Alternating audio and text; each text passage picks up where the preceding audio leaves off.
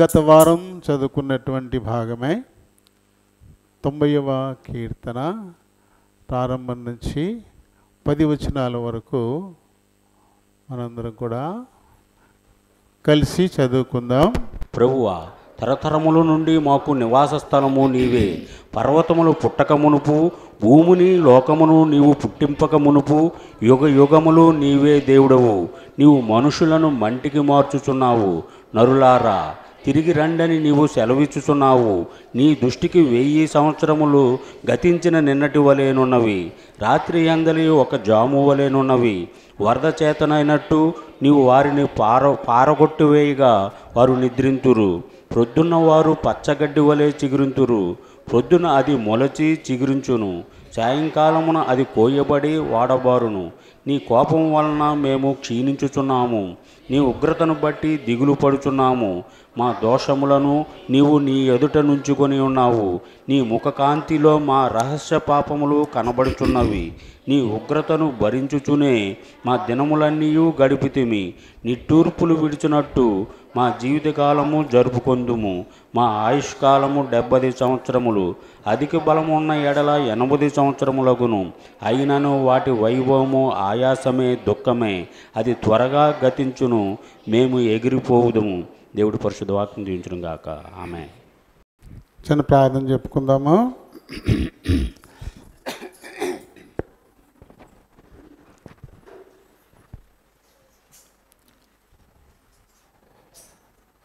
ప్రేమ కలిగిన మా ప్రియ పరలోకపు తండ్రి, కనికర సంపన్నుడా, వందనాలు, స్తోత్రాలు. మీ కృప చొప్పున మా జీవితాలలో అనుగ్రహించిన మరొక పునరుత్థాన దినాన్ని బట్టి హృదయపూర్వకంగా మిమ్మలను స్తుతిస్తూ ఘనపరుస్తున్నాం. ఇంతవరకు పాడి మీ నామాన్ని మహిమపరిచాము. మేము లేఖనాన్ని ధ్యానించుకోవాలని ఆశపడుతూ ఉన్నాం. మా వెనుకడిలోనికి తేబడిన లేఖన భాగాన్ని దీవించండి నాయన.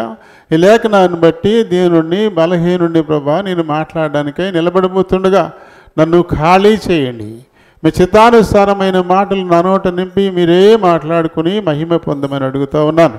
చేర్చబడిన వారందరినీ బట్టి వందనాలు, స్తోత్రాలు. ఇంకా వస్తున్న వారిని జ్ఞాపకం చేసుకోండి, త్వరపెట్టండి నాయన. ఆయా కారణాలతో నిలిచిపోతున్న వారిని కూడా జ్ఞాపకం చేసుకోండి తండ్రి. ఈరోజు నీ సన్నిధిని ఉండడం అనేది ఇది ఆజ్ఞ తప్ప ఒక సూచన కాదు. కాబట్టి మేము తప్పకుండా ఇక్కడ ఉండే తీరాలి. ఆ విషయం వారికి గుర్తెరిగిన ఆయన చిన్న చిన్న కారణాలతో ఆగిపోతున్నటువంటి వారు, అలాగే ఈ లోక వ్యామోహంలో పడిపోయి ఈ లోక మర్యాదను అనుసరిస్తూ ఆగిపోతున్నవారు, వారిని జ్ఞాపకం చేసుకోండి తండ్రి. నీ కృప లేకపోతే మేము ఏది కూడా కాపాడుకోలేము, దేన్ని మేము సంపాదించుకోలేము. కానీ ఆయన మేమే సంపాదించుకుంటున్నట్టుగా, అది మా కష్టమే అన్నట్టుగా, నీ చిత్తానికి విరుద్ధంగా మరి సొంతగా ఆలోచన చేసి ఆగిపోతున్న బిడ్డలను జ్ఞాపకం చేసుకోండి నాయన. వారిలో ఒక నూతనమైన మనసు నూతనంగా పుట్టించి స్థిరపరచమని కోరుచు బ్రతిమాలుకుంటూ ఉన్నాను.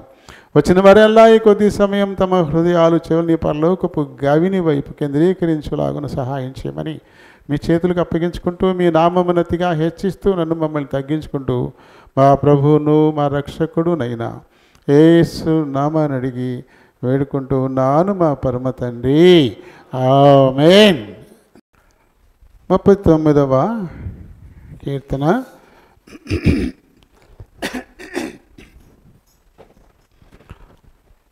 రెండు చరణాలు మట్టుకే పాడదాం.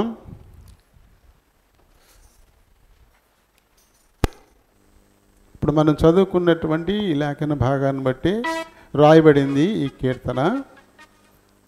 ఇది ఎప్పుడు కూడా మన నోట్లో ఉంటే చాలా మంచిది. ఎందుకంటే తరతరాలు ఆయనే మన దేవుడు, మన నివాస స్థలం ఆయనే తరతరాలు కూడా. కాబట్టి పాడుకోవడం కూడా చాలా సులువు. ఈ చెవును కూడా బాగుంటుంది, చక్కగా అలా ధ్యానించుకోవడానికి చక్కగా ఉంటుంది కదా. ప్రభువా తరతరముల నుండి మాకు నివాస స్థలము నీవే అండి. ప్రభువా తరతరముల నుండి మాకు నివాస స్థలము నీవే. యుగ యుగములకు నీవే మా దేవుడవు దేవుడవు దేవుడవు దేవుడవు యుగా యుగములకు నీవే మా దేవుడవు దేవుడవు దేవుడవు దేవుడవు పర్వతములు పుట్టక మునుపు భూమిని లోకమును నీవు పర్వతములు పుట్టక మునుపు భూమిని లోకమును నీవు పుట్టింపకమును నీవు ఉన్నావు ఉన్నావు ఉన్నావు ఉన్నావు పుట్టింపకమును నీవు ఉన్నావు ఉన్నావు ఉన్నావు ఉన్నావు నరపుత్రుల మంటికి మార్చి తిరిగి రండని సెలవిచ్చెదవు నరపుత్రుల మంటికి మార్చి తిరిగి రండని సెలవిచ్చెదవు 1000 సంవత్సరములు నీకు జామువలే జామువలే జామువలే జామువలే 1000 సంవత్సరములు నీకు జామువలే జామువలే జామువలే జామువలే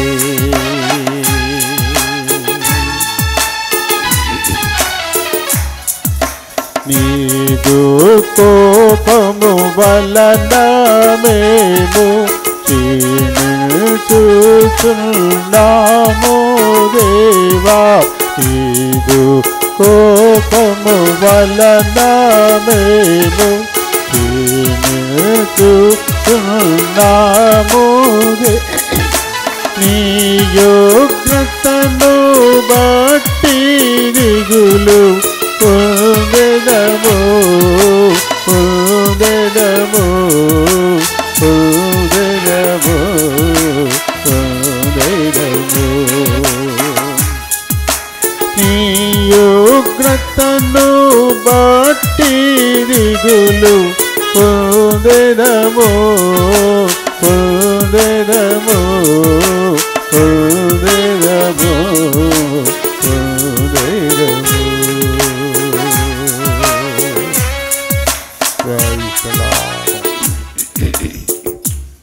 నీదు కోపము వలన మేము క్షీణించుచున్నాము నీ ఉగ్రతను బట్టి దిగులు పొందేదాము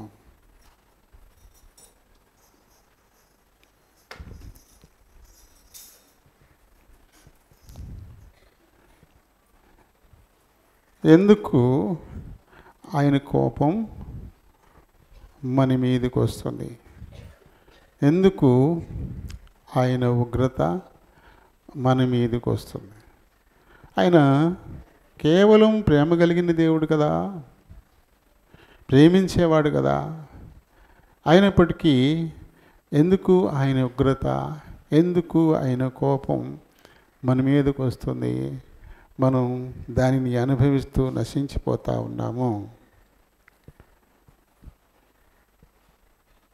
నిజమే ఆయన ప్రేమగలడే కాబట్టి విషయం ముందే చెప్తున్నాడు మనకే విషయం ముందే చెప్తా ఉన్నాడు ద్వితీయోపదేశకాండము 11వ అధ్యాయము 26వ వచనం నుంచి మనం చదివితే చూడుడి మీ ఎదుట దీవెనను శాపమును పెట్టుచున్నాను. ఏం చెప్పాడు? నేను ముందు పెడతాను. నేను దీవెన శాపం ఈ రెండు నీ ముందు పెడతా ఉన్నాను. ఏది దీనివల్ల మీకు లభిస్తుంది?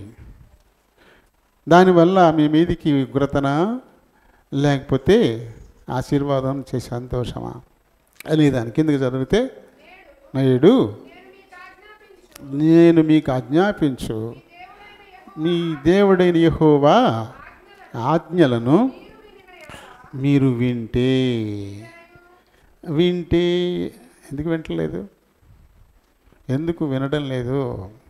మేము వింటున్నాం కదా, మాకేమీ చెవుడేమీ లేదు, మాకు చెవులు గట్టిగానే వినపడతాయి, బాగానే వినపడతాయి, మేమెందుకు వినడం లేదు అని. ఇది మన తర్కం.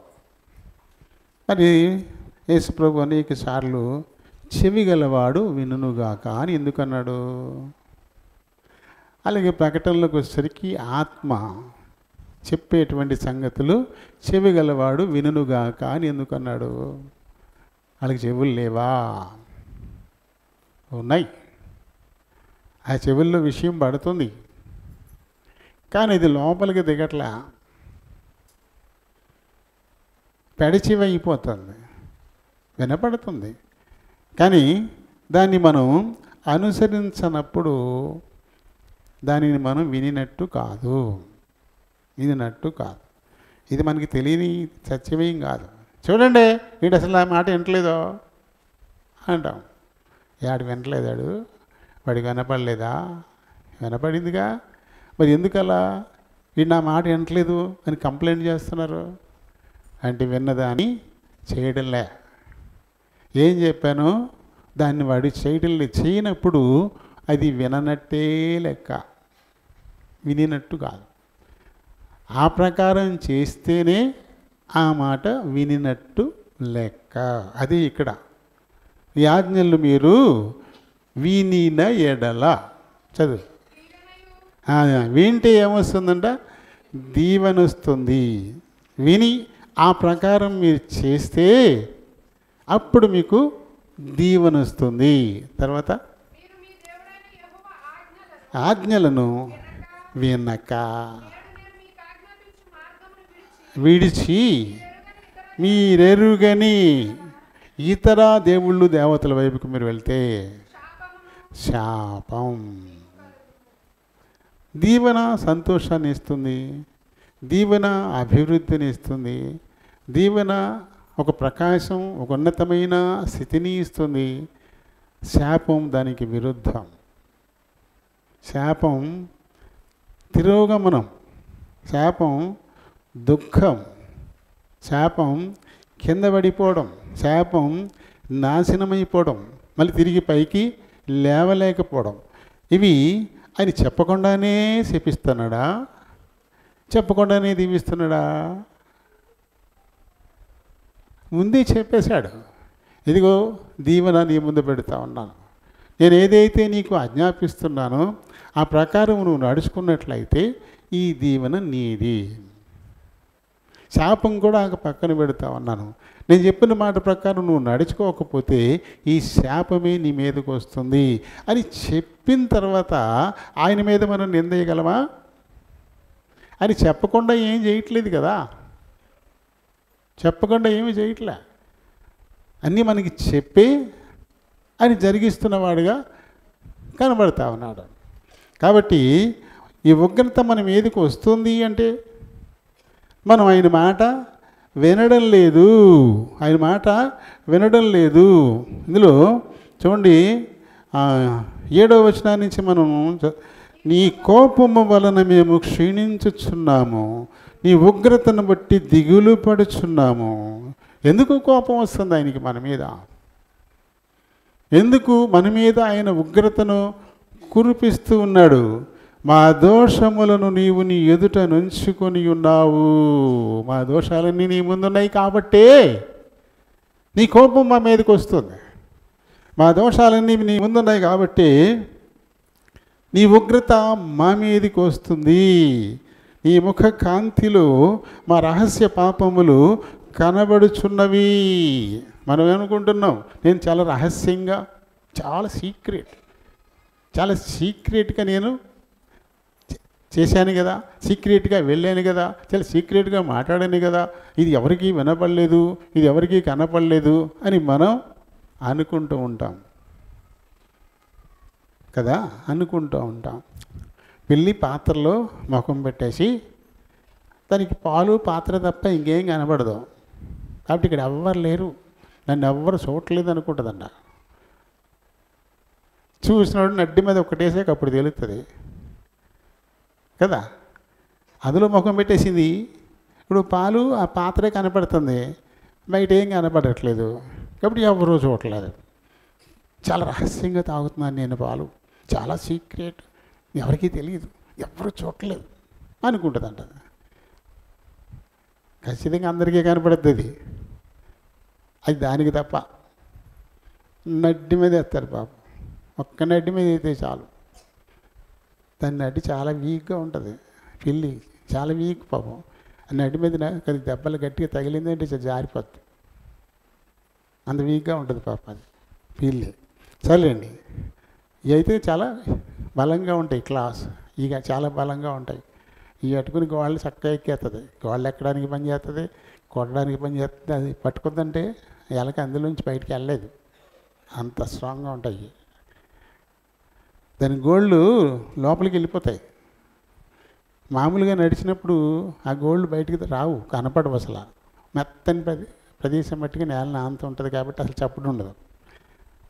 మీరు చూడండి, చిన్నపిల్లలైనా సరే పట్టుకొని చూడండి, ఇలా పట్టుకొని అయ్యానండి అని ఇలా అంటుంది. అప్పుడు వస్తాయి కాళ్ళు, దానికి గోళ్ళు బయటకు వస్తాయి. అవి ఉత్తప్పుడు గోళ్ళు అసలు కనపడవు, గోళ్ళు లేవు అనుకుంటాం దానికి మనం.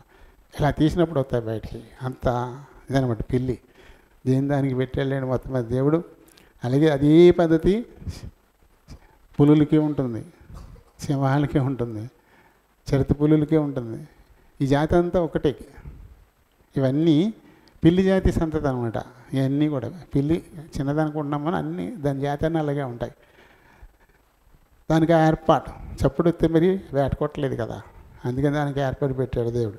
సరేలేండి, మొత్తం మీద ప్రభు యొక్క ముఖ కాంతిలో మన రహస్య పాపాలన్నీ కనబడుతూ ఉన్నాయి. దానిని బట్టి ఉగ్రత మన మీదకి వస్తూనే ఉంటుంది. ఈ లోకంలో మన దేవుడు 70 ఏళ్ళు ఉన్నాయి, అయితే 80 సంవత్సరాలు ఉన్నాయి. మొత్తం మీద ఆయన ఉగ్రత కారణం ఏంటంటే ఆయన చూడట్లేదు, ఇది ఎవరికీ తెలియట్లేదు, నేను చాలా రహస్యంగా చేస్తున్నాను, నేను చాలా రహస్యంగా పోతున్నాను ఎక్కడికైనా, నేను సైలెంట్గా చెవిలో మాత్రమే చెబుతా ఉన్నాను, ఇంకెవ్వరికీ తెలియదు అని అనుకుంటూ తమను తామే మోసపోతూ ఉన్నారు. ఎందుకంటే హృదయ రహస్యాలు ఎరిగినటువంటి దేవుడు, ఆయన దృష్టికి కనబడిన సృష్టం ఈ సృష్టిలోనే లేదు అనేటువంటి సంగతిని మరిచిపోయి తమను తాము మోసపుచ్చుకోవడాన్ని బట్టే ఇలాంటి ఒక పరిస్థితి. ఈ లోకంలో ఉన్నటువంటి ఈ 70 ఏళ్ళైనా 80 ఏళ్ళైనా నీ ఉగ్రతను భరించుచుని మా దినములన్నీ గడిపితిమి, నిట్టూర్పులు విడిచినట్టు మా జీవిత కాలము జరుపుకుందుము. అది 70 లేకపోతే ఈ 80 అంటూ మరి మోషే ఒక మంచి సత్యాన్ని మన ముందుకు ఆయన తీసుకొచ్చినటువంటి వాడుగా ఉన్నాడు. కాబట్టి మనకు ఒకవేళ ఏదైనా ఒక శోధన మన మీదకి వచ్చినా, లేకపోతే తీవ్రమైనటువంటి బాధ కలిగించేటువంటిది మనకి ఎదురైనా, తీవ్రమైన నష్టాల్లోకి మనం కూరుకుపోయినా, వీటన్నిటికీ కారణం దేవుడైతే కాదు, మన స్వయంకృతం. తెలిసి కూడా నా ప్రభువుకు నేను కనబడకుండా లేను, ఆయన శపించారంటే శాపమే, ఆయన దీవించారంటే దీవెని, అందులో రెండో థాట్ ఇంక లేదు అనే దాన్ని మర్చిపోయి నేను మట్టుకే లోకంలో ఉన్నాను, నేను మట్టుకే ఏదైనా సాధిస్తాను, అది నా వల్ల మట్టుకే జరుగుతుంది అనేటువంటి ఒక ఆలోచన, ఇది ఈ లోక మర్యాద నుంచి పుట్టినటువంటిది. ఈ లోక మర్యాద నుంచి పుట్టినటువంటి ఆలోచన ఇది. అందుకని ఏం చెప్పాడు మన పితరుడైన పౌలు ద్వారా ప్రభువు రోమీయులు రాసిన పత్రికలో 12వ అధ్యాయంలో మొదటి నుంచి మనం చూస్తే, కాబట్టి సహోదరులారా, పరిశుద్ధమును దేవునికి అనుకూలమునైన సజీవయాగంగా మీ శరీరాల్ని ఆయనకి సమర్పించుకోండి. ఆయన సమర్పించుకోండి. లోక మర్యాదను అనుసరించి పోవద్దు. కింద ఉంది, కింద చదువు. ఈ లోక మర్యాదను అనుసరింపక ఉత్తమము అనుకూలమును సంపూర్ణమునయున్న దేవుని చిత్తమేదో పరీక్షించి తెలుసుకొనున్నట్లు మీ మనస్సు మారి నూతన మగుట వలన రూపాంతరం చెందండి. రూపాంతరం చెందండి. ఈ లోక మర్యాదే మనిషిని చెడగొట్టేది. ఈ లోక మర్యాదే పెద్ద 70 mm స్క్రీన్లో తన ఎదురుగుండా కనపడతా ఉంటుంది. ఇంకా అది తప్ప ఇంకేదీ కనపడదు. అది తప్ప ఇంకేదీ కనపడదు. మరి ఇంట్లో చక్కగా దేవుడు మనతో మాట్లాడుతున్నాడు. పరిశుద్ధ బైబిల్ గ్రంథాన్ని మనం చదువుతూ ఉన్నప్పుడు ఆయన మనతో మాట్లాడుతూ ఉన్నాడు. ఇది దాటి బయటికి వెళ్ళడంతో లోకులందరూ అనుసరించేటువంటి విధానం ఏదుందో అది పెద్ద స్క్రీన్ 70 mm స్క్రీన్ మీద మనకు కనబడుతూ ఉంటుంది. ఇంకా దాన్ని అనుసరించే మనం వెళ్ళిపోతుంటాం తప్ప ప్రభువు మన మీద దృష్టి పెట్టి మనకు ఆలోచన ఇచ్చిన, నడవలసిన మార్గాన్ని మనకి బోధించిన, దీన్ని పెడచెవిని పెట్టడానికి ఉండే ఒకే ఒక్క కారణం ఏంటి? ఈ లోక మర్యాద. ఈ లోక మర్యాద. లోకం దాని మర్యాద. లోకం అంటే ఏంటి? శరీరాశ. లోకం అంటే ఏంటి? నేత్రాశ. లోకం అంటే ఏంటి? జీవపు డంబము. ఇవే కదా ఈ లోకం అంటే. ఇవి దేవుని వలన పుట్టినవైతే కావు. ఇవి దేవుని వలన పుట్టినవైతే కావు. మరి ఎలా పుట్టినవి అంటే లోకస్తులు పుట్టించినవి. లోకస్తులు పుట్టించినటువంటివి. ఈ లోకస్తులు కల్పించినటువంటివి. ఇవి మనకి చాలా బాగా అనిపిస్తూ ఉంటాయి, చాలా తీయగా అనిపిస్తూ ఉంటాయి, ఊహల్లో తేలిపోయినట్టు ఉంటూ ఉంటాయి. చూడండి, ఇంట్లో మొట్టు పొత్తులు అని పిల్లలది ఒకటి వస్తుంటుంది, మోటు పొత్తులు అని. అలాగే ఉంది లోకం అంతా కూడా. ఆడు పైకి ఎక్కడికో వెళ్ళిపోతాడు. ఏం కాదు, ఆడికి ఎందుకు వెళ్ళిపోతాడు. అక్కడి నుంచి కింద ఆడతాడు. నేల బిజ్జం పడిపోద్ది కానీ ఆడికేం దెబ్బలు తగలదు. నిజమా? అది నిజమా? సమోసాలు తింటే చాలు బలం వచ్చేద్దండి ఆడికి. సమోసా అంటే ఏదైనా చేసేస్తారంట. నిజమా? అది ఈ పిల్లలు ఈ చూసి పాడైపోతున్నారు ఇప్పుడు. టుష్ నేను భయం చేస్తాను పుష్ అంటున్నారు. కొంతమంది పైన దూకేస్తున్నారు ఇవి చూసి. ఏం కాదు, నాకేం కాదు, నాకేం కాదు, ఏం కాదా, దూకేస్తున్నారు ఇలా. ఇది లోక మర్యాద. లోకస్తులందరూ చేసేది ఏం కాదు, ఏం కాదు, ఏం కాదు, ఏం కాదు. అయ్యే కదా తెలిసేది. ఈ లోపల అంతా అయిపోద్ది. దూకు, ఏం కాదు, దూకు, ఏం కాదు. అక్కడ దాకా బాగానే ఉంది. దూకాక కుయ్యోమర్రు, కాలు చెయ్యి ఎరిగిపోయే కుయ్యోమర్రు. అంతేగా తర్వాత ఏం చేస్తాం? ఇంకా ఏం కాదనుకున్నా, నువ్వు సరిగా దూకలేదు అందుకే అలా అయ్యిందని చెప్పి లోకం తప్పించుకుంటుంది అంతే. నష్టపోయేది ఎవరు? అవే కదా. వాస్తవ సత్యాలను పక్కన పెట్టేసి ఊహల్లో జీవించడం. ఈ లోక మర్యాద మనల్ని ఊహల్లో తేల్చేస్తూ ఉంటుంది. చాలా చాలా. ఇప్పుడు హైదరాబాద్లోనంట ఈ మధ్యన రియల్ ఎస్టేట్ వాళ్ళు నూతన వెంచర్, అద్భుతమైన వెంచర్ అంటున్నారంట. మీరు 1 లక్ష రూపాయలు కట్టి మీరు రిజిస్ట్రేషన్ చేయించుకుంటే చాలు, ఆ రింగ్ రోడ్డు పక్కనే మీకు అద్భుతమైనటువంటి సైటు అంటున్నారంట. సీట్లు వేసిస్తాం మీకు. ఆశపడిపోయి రింగ్ రోడ్డు పక్కన అంటే సెంట్ వచ్చి 20 లక్షలు 30 లక్షలు ఉంటుంది. ఇప్పుడు 1 లక్ష కడితే చాలు మీకు వచ్చేస్తుంది అంటున్నారు. కట్టేస్తున్నారు. 1 లక్షే కదా అని ఇలా కోట్లు పోగేసుకొని బోర్డు తీసేస్తున్నారు. అలా ఏడు 1 లక్ష కట్టించుకున్నాడు, ఎక్కడున్నాడు లేడు. ఇది లోక మర్యాద. మాయ చేసేయడం, మోసం చేసేయడం, చాలా తీపి కబుర్లు, అరచేతిలో ఏదో వైకుంఠం అంటే అటువంటి దాన్ని చూపించేసేయడం. అది నిజమా అంటే నిజం కాదు. దాన్ని వెంబడించి దాన్ని నమ్మి మనుషులు ఏమైపోతున్నారు? పాపంలో పడిపోతున్నారు. దేవుని ఆజ్ఞను తీసి పక్కనెట్టేస్తూ ఉన్నారు. ఆయన మన ముందు పెట్టినటువంటి మాటలను తీసి పక్కనెట్టేసి ఈ లోకాన్ని వెంబడించి పోతూ ఉన్నారు. తద్వారా నష్టపోతూ ఉన్నారు. అందుకని యాకోబు గారు ఏం చెప్పాడు? యాకోబు గారు మొదటి అధ్యాయంలో 12వ వచనం నుంచి మనకి కనబడుతుంది. 12-13 నుంచి, శోధన సహించువాడు ధన్యుడు, శోధనకు నిలిచిన వాడవి, ప్రభు తన్ను ప్రేమించు వారికి వాగ్దానం చేసినటువంటి జీవ కిరీటాన్ని పొందుతాడు అని చెప్పేసి, ఓ శోధన, దాన్ని నువ్వు సహించు. అలా ఎవరైతే సహిస్తారో అలాంటి వారి కోసం దేవుడు జీవ కిరీటాన్ని సిద్ధం చేసి ఉన్నాడు అని చెప్తాడు. కానీ దాన్ని వదిలిపెట్టేస్తారు. ఈ శోధన మాకు వద్దు, ఇది వద్దు మాకు, ఇందుకు మించి నేను ఏదైనా సంపాదించాలి, ఇంతకు మించి నేను పైన ఉండాలి, అందరికంటే నేనే పైన ఉండాలి, అందరికంటే నేనే టాప్లో ఉండాలి, అందరికంటే నేను అందరికీ బాగా కనపడాలి, నేను నేను నేను దాంతో బాగా కనపడాలంటే అందరికంటే ఎక్కువ సంపాదించాలి, బాగా కనపడాలంటే అందరికంటే ఎక్కువ పోగు చేసుకోవాలా, బ్యాంక్ బ్యాలెన్సా, జ్యువెలరీనా, లేకపోతే భూములా, లేకపోతే భవనాలా, ఇవన్నీ సంపాదించుకోవాలి. మరి ఎలా వస్తాయి? ఓ మనిషి సంపాదించగలిగినందుకంటే ఎక్కువ అంటే ఎలా వస్తుంది? అది అడ్డదారులు దొక్కితే వచ్చింది. అందుకని స్వకీయ దురాశలు అంటాడు కింద.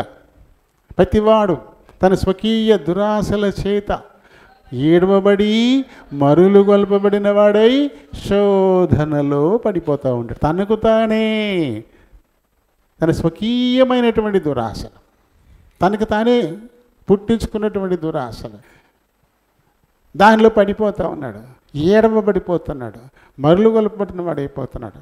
తద్వారా శోధనలో పడిపోతా ఉన్నాడు. శోధనలో కానీ మళ్ళీ ఏమంటాడు? దేవుడు నన్ను శోధిస్తున్నాడు. దేవుడు శోధించాడా? నీకు నువ్వుగా దురాశలకు పోయి శోధనలో పడ్డావా?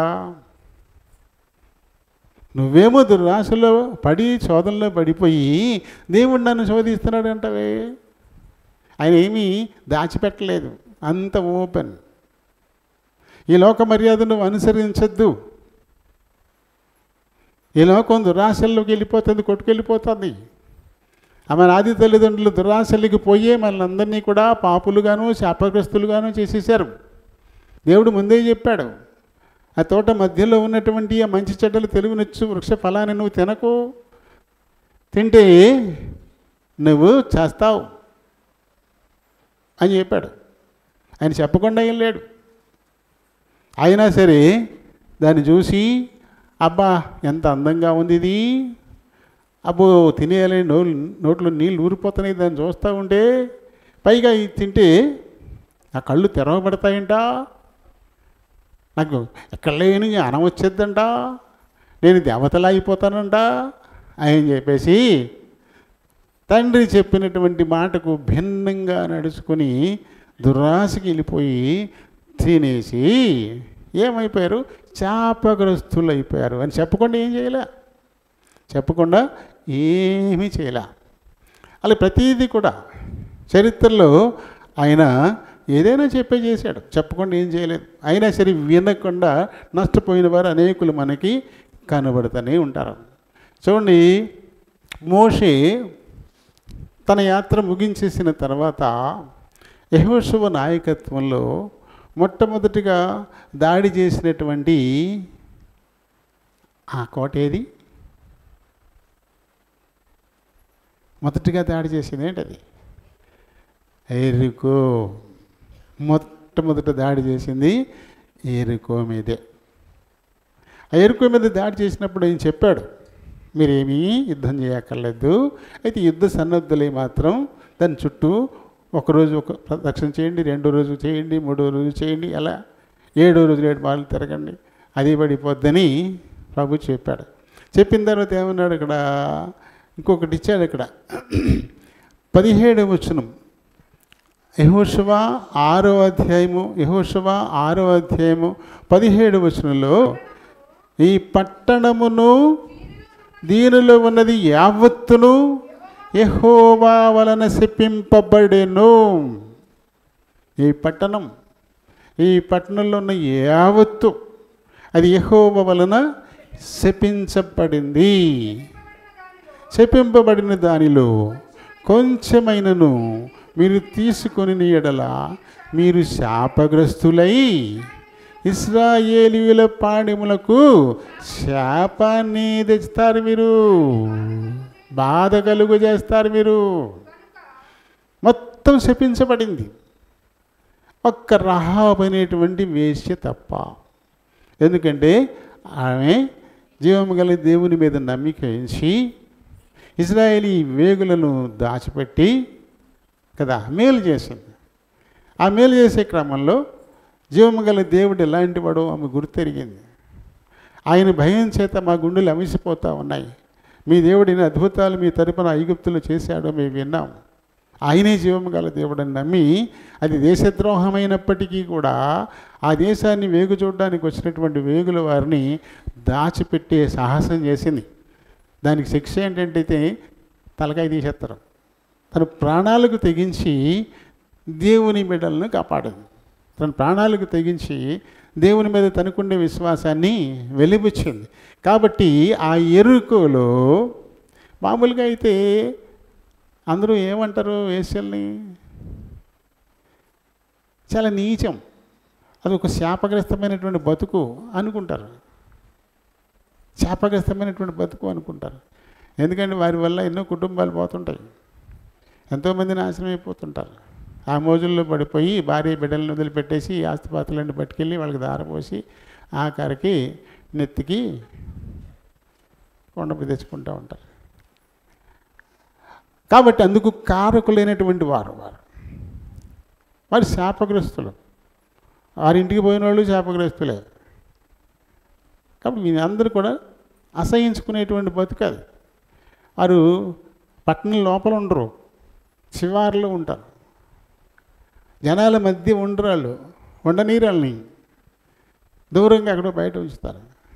అలా ఎరుకో పట్టణస్థులందరూ కూడా తను వెలేసి ఎరుకో పట్టణస్థులందరూ కూడా తన గోడ మీద గెంటేశారు, చివరికి గెంటేశారు, మధ్యలో ఏం ఉండనీలే. కానీ అటువంటి ఆమె చివరికి వెళ్ళింది కాబట్టి చాలా బాగా వినగలిగింది. ఆ లోపల సంగతులు లోపల మాట్లాడికి ఏం వినబడవు, బయట ఉంది కదా. ఆ బయట నుంచి వచ్చే వార్తలల్లా చక్కగా వినబడ్డాయి. ఐగుప్తులు ఇశ్రాయేలీయుల దేవుడైనటువంటి యెహోవా వారి తరపున ఎన్ని అద్భుతాలు చేశాడు అనే సంగతులు ఆమెకే చేరాయి.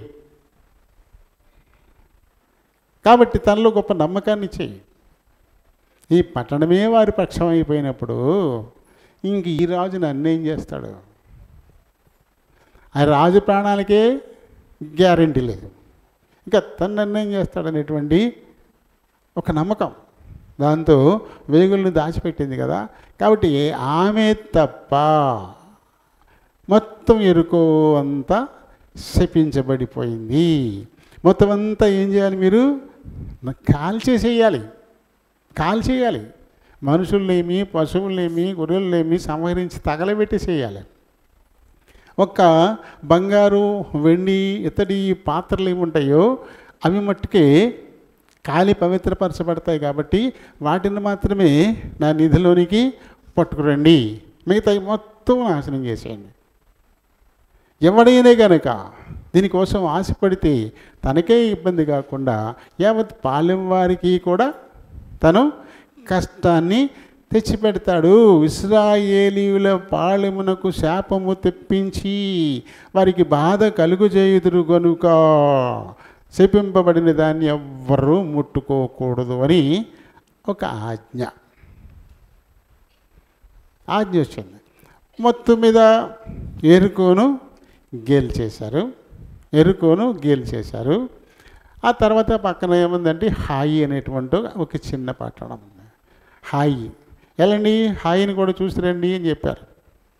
వెళ్ళారు, చూసి మొత్తం అందరూ వెళ్ళాల్సిన పని ఏమీ లేదు, మనకి ఒక 2-3 వేల మంది వెళ్తే చాలు, ఆ హాయిని మనం గెలిచేయచ్చు అని వర్తమానం పట్టుకొస్తే అప్పుడు మొత్తం మీద 2-3 వేల మంది హాయి మీదకి వెళ్ళారు. వెళ్ళిన తర్వాత అక్కడ ఏమైందంటే ఆ హాయి వారు ఇశ్రాయేలీయుల్ని తరిమేశారు. వాళ్ళు ఒక 36 మందిని చంపేశారు కూడా. ఎందుకంటే ఇశ్రాయేలీ సైన్యంలో ప్రాణ నష్టం ఉండదు. ఎందుకంటే యుద్ధం చేసేది దేవుడు కాబట్టి వారికి ప్రాణ నష్టం అనేది అసలు ఉండదు. అలాంటిది 36 మంది ఇశ్రాయేలీ సైనికులు చచ్చిపోయారు. వీళ్ళందరూ పారిపోయి వచ్చారు. సంగతి యెహోషువకు తెలిసింది. తలని ఆలకేసి కొట్టుకున్నాడు. ఏంటి, జీవము గల దేవుని సైన్యమైన మనకు అవమానమా, మనకి ఓటమా, మన సైనికుల్లో 36 మంది చనిపోవడమా, ఏంటి ప్రభా ఇది, ఏంటి నీ ప్రజలకి దుస్థితి ఏంటి, ఏమైంది అంటూ పాపం ఆయన ఏడుస్తూ ఉన్నాడు, చాలా బాధపడుతూ ఉన్నాడు, దుఃఖపడుతూ ఉన్నాడు. దాంతో ప్రభువు ఆయనతో మాట్లాడతాడు. చూడండి 7:10 మనకి కనపడుతుంది. యెహోవా యెహోషువతో ఇట్లా నేను లెమ్ము, నీవేళ ఇక్కడ ముఖం నేల మోపుకుంటావు, ఇశ్రాయేలీల్లో పాపం ఉంది కాబట్టి నేను మీ వెంట రాలేదన్నాడు. ఏంటో తలపగలు కూడా ఉంటావు, నేల పెట్టుకుని ముఖం కూర్చుంటావు, నువ్వు ఏడుస్తుంటావేంటి, ఇలా ఏడిస్తే ఏంటి ప్రయోజనం? కారణం ఏంటో అన్వేషించాలి కదా. కారణం ఏంటంటే ఇశ్రాయేల్లో పాపం వచ్చింది, ఇశ్రాయేల్లో పాపం ఉంది కాబట్టి నేను మీ వెంట లేను, కాబట్టి నేను మీ తరపున యుద్ధం చేయలేదు, కాబట్టి మీరు హాయి మీద ఓడిపోయారు, కాబట్టి మీరు 36 మంది సైనికులు ప్రాణాలు కోల్పోయారు. ఇది కారణం. పాపం పట్టుకో, పాపం ఎక్కడుందో పట్టుకుని ఆ పాపాన్ని నువ్వు పూర్తిగా రూపు మాపితే తప్ప నేను మళ్ళీ మీతో రాను. పాపం ఎక్కడుందో పట్టుకో అన్నాడు. శాపగ్రస్తులైన వారు మీ మధ్య నుండకుండా మీరు వారిని నిర్మూలన చేస్తేనే తప్ప నేను మీకు తోడై ఉండను. కాబట్టి పట్టుకో, నేల ముఖాన్ని మోపి ఏడవబాకు అని కారణం చెప్పాడు. అప్పటిదాకా కారణం ఆయనకి అర్థం కాలే, ఎందుకు ఓడిపోయారో. ఇప్పుడు ప్రభువు ఈ విషయాన్ని వారికి తెలియపరిచారు. కాబట్టి ఇప్పుడు ఇశ్రాయేలీయులారా, మీ మధ్య శాపగ్రస్తమైనది ఒకటి కలదు, మీరు దానిని మీ మధ్య ఉండకుండా నిర్మూలన చేయ వరకు మీ శత్రువుల ఎదుట మీరు నిలవలేరు. కాబట్టి ఉదయమున మీ గోత్రముల వరుసను బట్టి మీరు రప్పింపబడుదురు. అప్పుడు యెహోవా ఏ గోత్రమును సూచించును అని చెప్పి అందరికీ ఆయన ఆజ్ఞాపించడం అనేది జరిగింది. మొత్తం అందరూ వచ్చారు. అంటే ఏం చేస్తున్నాడు ఇప్పుడు యెహోషువ?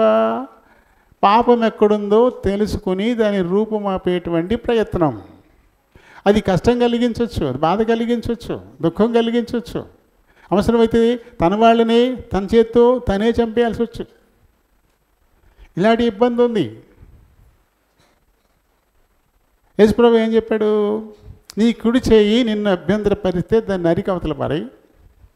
2 చేతులు కలిగి నరకాల పోవడం కంటే ఒక చేతితో పరలోకానికి వెళ్ళడం మంచిది కదా అని చెప్పాడు యేసుప్రభు.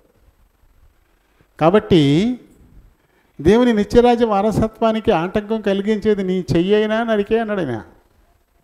అదేదైనా సరే తన శరీరంలో బాగానే నరికేసేటప్పుడు విడిగా ఉండే మనుషులను వదులుకోవడం చాలా చిన్న విషయం కదా అది.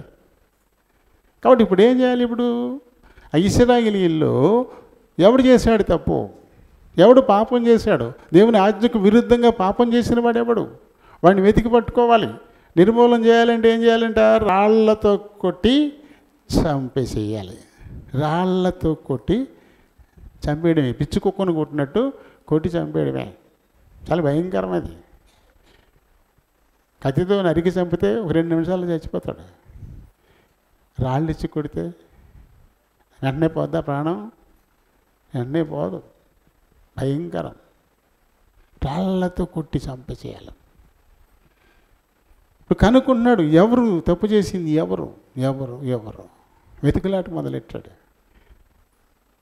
మన జీవితంలో కష్టానికి కారణం, మన జీవితంలో నష్టానికి కారణం, మన జీవితంలో దుఃఖానికి కారణం అది ఏమిటి అని కనుక్కునే ప్రయత్నం చేయాలి తప్ప వచ్చిన నష్టాన్ని బట్టి ఏడుతూ కూర్చోవడం కాదు. వచ్చిన నష్టాన్ని బట్టి వాళ్ళని వీళ్ళని వేలెత్తి చూపించడం కాదు. మనకున్నటువంటి దౌర్భాగ్యం అదే. నష్టం వచ్చిందనుకో అందరి కళ్ళు మా మీదే, ఇంకేం వస్తామమ్మా మేము, అందరి కళ్ళు మా మీదే. కళ్ళతో నష్టపరిచేస్తారు ఎవరినన్నా, కళ్ళతో చంపేస్తారు ఎవరినన్నా. అలా చంపేస్తే లోకంలో మనుషులు ఉంటారా? కానీ ఇది లోక మర్యాద. కన్ను దృష్టి, నరుని దృష్టి కంట నల్లరాళ్ళు కూడా పగిలిపోతాయంట. శుభ్రం కారుకి తీసుకెళ్తే సరిపోద్ది. వాళ్ళని మిషన్లు పని లేదు, ఇక చూపించి పేల్చేయచ్చు, అలా చూపించి పేల్చేయచ్చు నల్లరాళ్ళు. అంతే కదా, నరుని దృష్టి కంట నల్లరాళ్ళు కూడా బద్దలైపోతాయంట. ఇది లోక మర్యాద. దీన్ని మనం నమ్ముతాం, బాగా నమ్ముతాం. ఇది మనుషుల మధ్య సమాధానం లేకుండా చేస్తుంది. అవును, అందంగా ఉంది, బాగుంది, అందరి కళ్ళు ఆకర్షిస్తాయి, చూస్తారు. వాళ్ళు జారి పడిపోయారు అనుకో, అది చూసింది కాబట్టి నాకు కాలిదిపోయింది. ఇది ఎలా మరి? వేసుకోవడం మానే, ఎప్పుడు మంచిగా వేసుకున్నావు, అది మంచిగా జిగేలమంటూ కనబడుతుంది, అందరూ చూస్తారు. అందరికీ కనపరుచుకోవాలనే కదా నువ్వు వేసుకున్నది, అందరూ చూడాలనే కదా నువ్వు వేసుకున్నది. అందులో ఏదో ఒక్కళ్ళు చూస్తేనే పడిపోయిందంట, మిగతా వాళ్ళు అందరూ చూసినప్పుడు బాగానే ఉందంట. శాపనార్థాలు పెడతారు. చూడండి ఎంత దౌర్భాగ్యం అది. పాపం పడిపోవడానికి కారణం ఏంటి, దెబ్బ తగలడానికి కారణం ఏంటి, ఎక్కడ నిర్లక్ష్యంగా ఉన్నాము, ఎక్కడ తప్పిపోయాము, ఎందుకు అలా అయ్యింది అని చెప్పేసి అన్వేషించి జాగ్రత్త పడడానికి బదులు ఈ నష్టానికి వారు కారణం, లేకపోతే వీరు కారణం, లేకపోతే వారి కారణం చెప్పి వారి మీద వీరి మీద పెట్టేసేయడం. ఇది మన ఆది తల్లిదండ్రుల నుంచి వచ్చింది. అది అక్కడి నుంచే వచ్చింది. అది అందుకనే మన హృదయాల్లోని ఊహ బాల్యం నుంచి చెడ్డది. అదే లోక మర్యాద.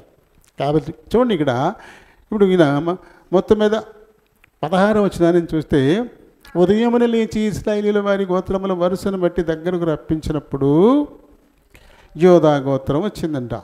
యోధా గోత్రంలో మళ్ళీ జరహీయుల వంశం వచ్చిందంట. జరహీయుల వంశంలో నుంచి జబ్ది పట్టుబడ్డాడంట. జబ్ది నుంచి కర్మి కుమారుడైన ఆకాను పట్టుబడ్డాడు. ఆకాను తప్పు చేశాడు అనేటువంటి విషయం అక్కడ క్లియర్ అయిపోయింది. ఆకాను పట్టుబడ్డాడు. ఇప్పుడు ఏంటి చెప్పు, ఏమి మరుగు చేయకుండా చెప్పు బాబు, చెప్పు నాయన. నీ వల్ల దేవుడు మనల్ని వదిలేశాడు, నీ వల్ల చిన్న రాజ్యం మీద మనం ఓడిపోయాము, నీ వల్ల మన సైనికులు 36 మంది చచ్చిపోయారు, అవమాన భారంతో ఉన్నాము. ఏం చేశావు నువ్వు? చెప్పు, ఏం చేశావు? నేను బతిమాలుకుంటున్నాను, చెప్పు బాబు అంటే అప్పుడు చెప్తున్నాడు ఈయన 20వ వచనం. ఆకాను యెహోషువతో, ఇశ్రాయేలీయుల దేవుడైన యెహోవాకు విరోధముగా నేను పాపము చేసినది నిజము. దోపుడు సొమ్ములో ఒక మంచి సీనారు పైవస్త్రమును, 200 తులముల వెండిని, 50 తులముల ఎత్తుగల ఒక బంగారు కమ్మిని నేను చూచి వాటిని ఆశించి తీసుకుంటుని. ఇది కారణం. దేవుడు ఏమన్నాడు? అది పూర్తిగా శపితమైపోయింది. దానిలో ఏ ఒక్కటి కూడా మీరు ఆశించొద్దు, ఏ ఒక్కటి కూడా ఆశించవద్దు. ఒకవేళ మీరు ఆశించిన రోజున మిమ్మల్ని బట్టి మొత్తం అందరికీ కష్టం వచ్చి పడుతుంది. శపించబడిన దానిలో 6:18 అని చెప్పాడు. శపించబడిన దానిలో కొంచెమైనా మీరు తీసుకొని ఎడలా మీరు శాపగ్రస్తులై ఇశ్రాయేలీయుల పాళెమునకు శాపము తెప్పించి దానికి బాధ కలుగు చేయుదురు గనుక అన్నాడు ఆయన. ఇప్పుడు ఇశ్రాయేలీయుల పాలనకి శాపం వచ్చేసింది కదా, బాధ వచ్చేసింది కదా, తలవంపులు కదా, జీవము గల దేవుని సైన్యాలకు ఓటమి, జీవము గల దేవుని సైన్యాలు చచ్చిపోవడం, పారిపోయి వచ్చేయడం పరాజయంతో. ఎంత భయంకరమైనటువంటి అవమానం ఇది. ఎవరు దీనికి కారకులు? ఎవరు అంటే దేవుని ఆజ్ఞను మీరి శాపాన్ని తెచ్చిపెట్టుకున్నాడు ఆకాను. తన వల్ల ఇప్పుడు ఆ శాపం అందరికీ చుట్టుకుంది. అదిగో నా డేరా మధ్య అవి భూమిలో దాచబడి ఉన్నవి, దాచిపెట్టేశాడు. మంచి సీనారు మాత్రం ఎదేసుకోవచ్చు కదా, అదే బంగారాన్ని కూడా మెల్ల వేసుకొచ్చుకే కటింగ్ చేసుకుని గొయ్యి తీసి ఎందుకు కప్పెట్టుకున్నాడు? దానివల్ల ఏంటి లాభం తనకి? ఏం లాభం ఉంది? ఇప్పుడు మంచి సినారు వస్త్రం, చాలా మంచి అందమైనటువంటి సినారు వస్త్రం చాలా మంచిది. ఎక్కడ ఇజ్రాయేల్ పాలెంలో ఇజ్రాయేల్ మధ్య ఎవరికి అటువంటిది లేదు. అలాంటిది పాపం ఆశపడి తెచ్చుకున్నాడు. మరి తెచ్చుకున్నాడు ఏమైనా ధరించుకున్నాడు? దాన్ని ధరించుకోలే. అది వెండా, అది బంగారమా, ఇవి ఏమైనా బయటికి చూపించుకోవడం కొందా? ఏం చేసాడు? పట్టుకెళ్ళి డేరాలో గోయి తీసి దాచిపెట్టేశాడంట. ఎందుకు మరి అది? ఎందుకు అలా? ఇప్పుడు చాలామంది అటువంటి వాళ్ళకి వారసులు ఇప్పుడు చాలామంది ఉన్నారు. అన్యాయంగా అక్రమంగా లంచాలు తీసుకుని సొమ్ములు సంపాదించేటువంటి వాళ్ళు. అవి ఏమీ బహిరంగంగా పెట్టుకోవడానికి ఉండదు. ఆ డబ్బులతో మంచి కారు కొనుక్కొని తిరగలేడు. ఆ డబ్బుతో ఓ మంచి బిల్డింగ్ కట్టుకోలేడు. ఆ డబ్బుతో మంచి విలువైన జ్యువెలరీ కొనుక్కొని వేసుకోలేడు. వేసుకున్న కాడి నుంచి ఎక్కడ తెచ్చేవి ఇది, ఎలా సంపాదించేది అని అడుగుతారు. అయినా మాంటారా? అయినా మానరు, దొరికిపోతూ ఉంటారు. వస్తారు వైసీపీ వాళ్ళు, మొత్తం ఉన్నదంతా పట్టుకెళ్ళిపోతారు, తీసుకెళ్ళి జైల్లో పెడతారు. ఆ తర్వాత భార్యకు బాధ, బిడ్డలకు బాధ, ఎంత అవమానం. వాళ్ళ తల ఎక్కడ పెట్టుకోవాలా? ఏమి ఆయన దొరికాడంట కదా, బాధ సంపాదించాడండి, జైల్లో ఉన్నాడా అంటారు. ఆవిడ్ని తల ఎక్కడ పెట్టుకోవాలా? బళ్ళోకి వెళ్ళే పిల్లలు, కాలేజీకి వెళ్ళే పిల్లలు, అండ్ మీ నాన్న ఏసీబీలు పెట్టుకున్నారంట కదా, వాళ్ళకి కాలేజీకి వెళ్ళగలరా? ఇంకళ్ళు ఆ సంపాదించింది బహిరంగంగా ప్రదర్శించడానికి లేదు. ఆ తర్వాత దొరికితే తీవ్రమైనటువంటి అవమానం, ఒక్కొక్కసారి ఆత్మహత్య దాకా కూడా అది వెళ్ళిపోతూ ఉంటుంది. మరి ఏం సాధిద్దామని? జీవపు డబ్బు. వారికంటే నేను బాగా ఉండాలి, వీరికంటే నేను చాలా బాగా సంపాదించాలి, నేను ఎక్కువ సంపాదించాలి, మంచి బిల్డింగ్ కట్టాలి, ఓ మంచి కారు కొనాలి, ఏ కదా. లేకపోతే డైమండ్ నెక్లెస్లు సంపాదించాలి మా పిల్లలకు. మా పిల్లలకి పెళ్ళి చాలా ఘనంగా చేయాలి, లేకపోతే పిల్లడికి మంచి ఘనంగా పెళ్లి చేయాలి, అందుకొరకు ఎంతైనా ఖర్చు పెట్టాలి. ఇవన్నీ లెక్కలు తీసినప్పుడు ఎక్కడికి వెళ్ళాలి? జైల్లోకి పోవాలి. మొత్తం అంతా మూట కట్టుకు పట్టుకెళ్ళిపోతారు, ఇంకేం ఉండదు ఇక్కడ. అంతకుముందు న్యాయంగా సంపాదించుకున్నది కూడా పట్టుకుపోతారు. పాపం జీతపురాళ్ళతో సంపాదించినవి కూడా పట్టుకెళ్ళిపోతారు. లెక్కలు తేలిదాకా ఏం ఉండదు ఇక. మరి ఎందుకు చేస్తారు ఇలా? అప్పుడు ప్రదర్శించడానికి ఏమైనా ఉందా? ఆకాను ఇదిగో నాకు మంచి చీరారు వస్త్రం ఇదిగో అని చెప్పేసి చూపించడానికి ఉందా? లేకపోతే ఇంత బంగారం ఉంది నా దగ్గర, లేకపోతే ఇంత వెండి ఉందని చూపించడానికి ఉందా? అవి డేరా లోపల దాచిపెట్టేసుకున్నాడు. మరి ఎందుకు ఇంకా? మరి అదే కదా దురాశ. దేవుని ఆజ్ఞను కూడా మీరేలా చేయడం, తద్వారా శాపంలో పడిపోయేలా చేయడం. వచ్చేసింది, శాపం మీదకి వచ్చేసింది.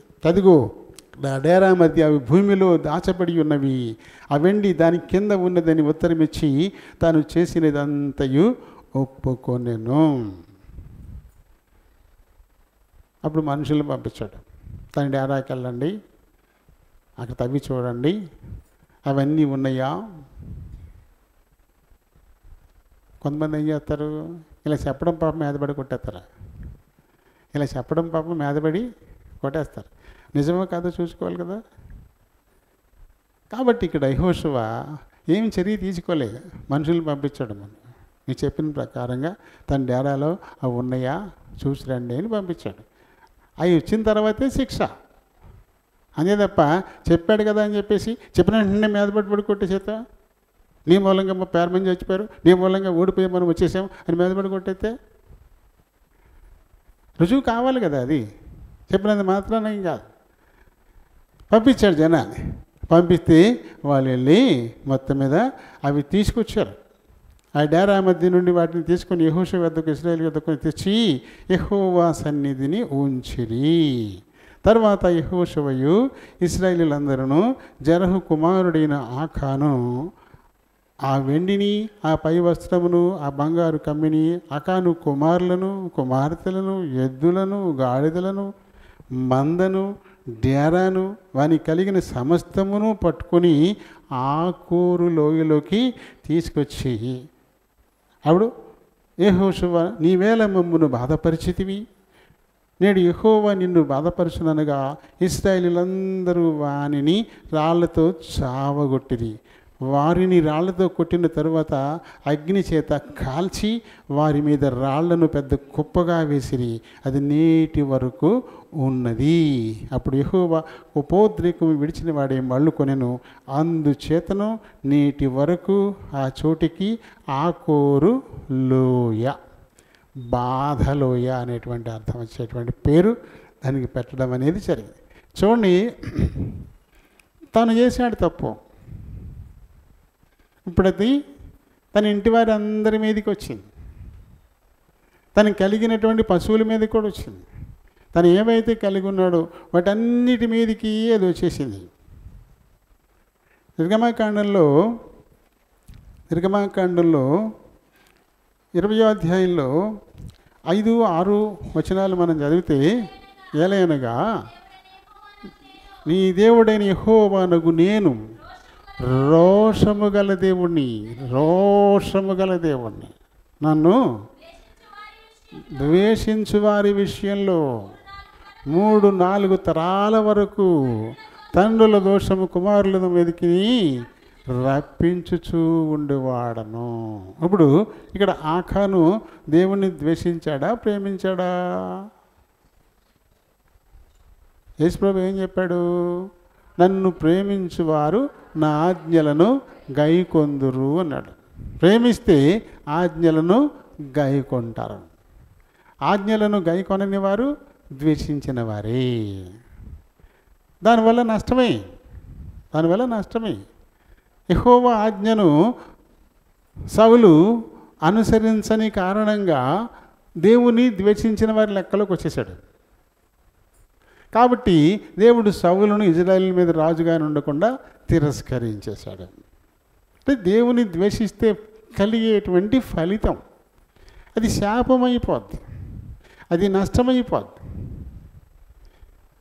ఆయన ఆజ్ఞను మనం అనుసరించి నడుచుకుంటే ఆయన్ని ప్రేమించిన వారి లెక్కలోకి వస్తాం. ద్వేషిస్తే 3-4 తరాల వరకు తండ్రుల దోషము కుమారుల మీదికిని. ఇప్పుడు ఆకాను పాపం తన బిడ్డల మీదకి వచ్చేసింది. ఆకాను కుమారులను, ఆకాను కుమార్తెలను, ఆకాను కలిగిన ఎద్దులను, గాడిదలను, మందను, చివరికి అతని డేరాను కూడా, ఆ డేరా కూడా పాపపు కుష్టు అంటేసుకుంది. శాపగ్రస్తమైన వాటిని ఎప్పుడు అక్కడ ఉంచారో అప్పుడు ఆ డేరా కూడా వచ్చేసింది. ఆ పాపం సమూల నాశనం అన్నమాట. ఆ పాపాన్ని సమూలంగా నాశనం చేసేయాలి, ఏ ఒక్కటి ఉంచడానికి లేదు. అందుకని మొత్తాన్ని తీసుకొచ్చి వీరినేమో రాళ్ళతో కొట్టి చంపేసి ఆ తర్వాత అగ్నికి ఆహుతి చేసేసారు, కాల్చి బోడి చేసేసి అక్కడ రాళ్ళ కుప్ప వేసేశారు. ఏంటి నీ కారణం? ఈ కారణం ఏంటి? వాళ్ళు యాత్రికులు, ఇంకా వాళ్ళకి నిరభరమైన పట్టణం ఇవ్వలేదు, వాళ్ళు యాత్రలోనే ఉన్నారు. అది పూర్తయిన తర్వాత యెహోషువ వారికి చీట్లేసి పంచి ఇస్తాడు అందరికీ. కట్టని పురాలు దొరుకుతాయి వాళ్ళకి, నాటని చెట్లు దొరుకుతాయి వాళ్ళకి. ఇలాంటివన్నీ ఇక్కడ దాచిపెట్టి మీరు వెళ్ళండి అక్కడ దాకా, మీరు నడవండి అక్కడికి, అక్కడ ఉన్నాయి మీకోసం అని చెప్తే దాన్ని దృష్టించకుండా ఇక్కడేదో సంపాదించుకోవాలి, ఇక్కడేదో పోగేసుకోవాలి. మనం కూడా అలాగే చేస్తాం కదా. మనం ఈ లోకంలో యాత్రికులమై ఉన్నాం. మన కోసం నిలవరమైన పట్టణం ఇక్కడ లేదు. మన కోసం అనేక నివాసాలను దేవుడు పరలోకంలో సిద్ధం చేస్తున్నాడు. వాటి ఫలం పొందడం కోసం మనం యాత్రలో ఉన్నాం మనం. కాబట్టి మన దృష్టి అంతా అక్కడ ఉండాలి. ఆకాను దృష్టి దేవుడు ఇచ్చేటువంటి కానాని మీద లేదు. ఈ శాపగ్రస్తమైనటువంటి ఈ ఎరుకో మీద, అక్కడ ఉండే బంగారం మీద, చినారు వస్త్రం మీద, వెండి మీద ఇక్కడ ఉండిపోయింది. దాంతో ఇప్పుడు అక్కడ దాకా పోకుండా ఇక్కడ ఏ నాశనం అయిపోయాడు. అంతే కదా. మరి మనం యాత్రలో ఉన్నాం కదా, కాబట్టి ఇక్కడిక్కడ ఈ లోపల ఏవేవో సంపాదించుకోవాలనేటువంటి ఆలోచనలు. ఎక్కడ సంపాదించాలి? పరలోకంలో కదా సంపాదించాల్సింది పరలోకంలో. భూమి మీద మీ కొరకు ఆస్తిని సంపాదించుకోవద్దు.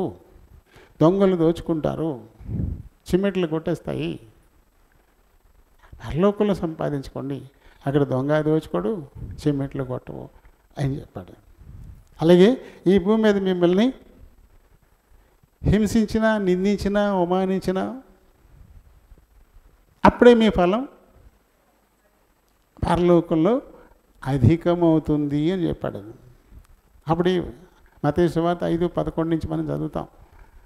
మత్తయి సువార్త 5:11 నుంచి, నా నిమిత్తం జనులు మిమ్మను నిందించి హింసించి నీ మీద అబద్ధముగా చెడ్డ మాటలల్లా పలుకున్నప్పుడు మీరు ధన్యులు, సంతోషించి ఆనందించండి, అప్పుడే పరలోకమందు మీ ఫలము అధికమవుతుంది. పరలోకంలో మన ఫలాన్ని అధికం చేసుకోవాలి. కానీ ఈ లోకమే శాశ్వతం అనుకోవడం లోక మర్యాద. ఏదైనా అనుభవించాల్సింది ఈ లోకంలోనే అనేది ఈ లోక మర్యాద. మనం దాన్నే వెంబడిస్తూ ఉంటాం. ఈ లోకంలో మనం చాలా పైన ఉండాలా, మంచి ఆస్తిపరుల లెక్కలోకి రావాలా. ఎంతసేపు ధ్యాస అదే. ఈ ప్రపంచంలో అత్యధికంగా సంపన్నుల లిస్టులో నా పేరు ఉండాలా, అది మొదట ఉండాలా అంటూ అనుభవించకుండానే తిరుగుతున్నారు జనం. తను సంపాదించింది అనుభవించట్లా. ప్రశాంతంగా కూర్చుని కడుపు నిండా భోజనం చేయరాళ్ళు, భార్యతో ప్రేమగా మాట్లాడరు, బిడ్డల్ని హక్కుని చేర్చుకోరు, కంటి నిండా నిద్రపోరు, తిరగడం చాలా గొప్పగా చెప్పుకుంటారు. ఒక్క నిమిషం టైం నాకు ₹1,00,000 అంటాడు. నా ఒక్క నిమిషం టైము ₹1,00,000 అంటాడు. దేవుడు పిలిస్తే ఎన్ని కోట్లైనా ఇచ్చి ఒక్క నిమిషం పెంచుకోగలవా?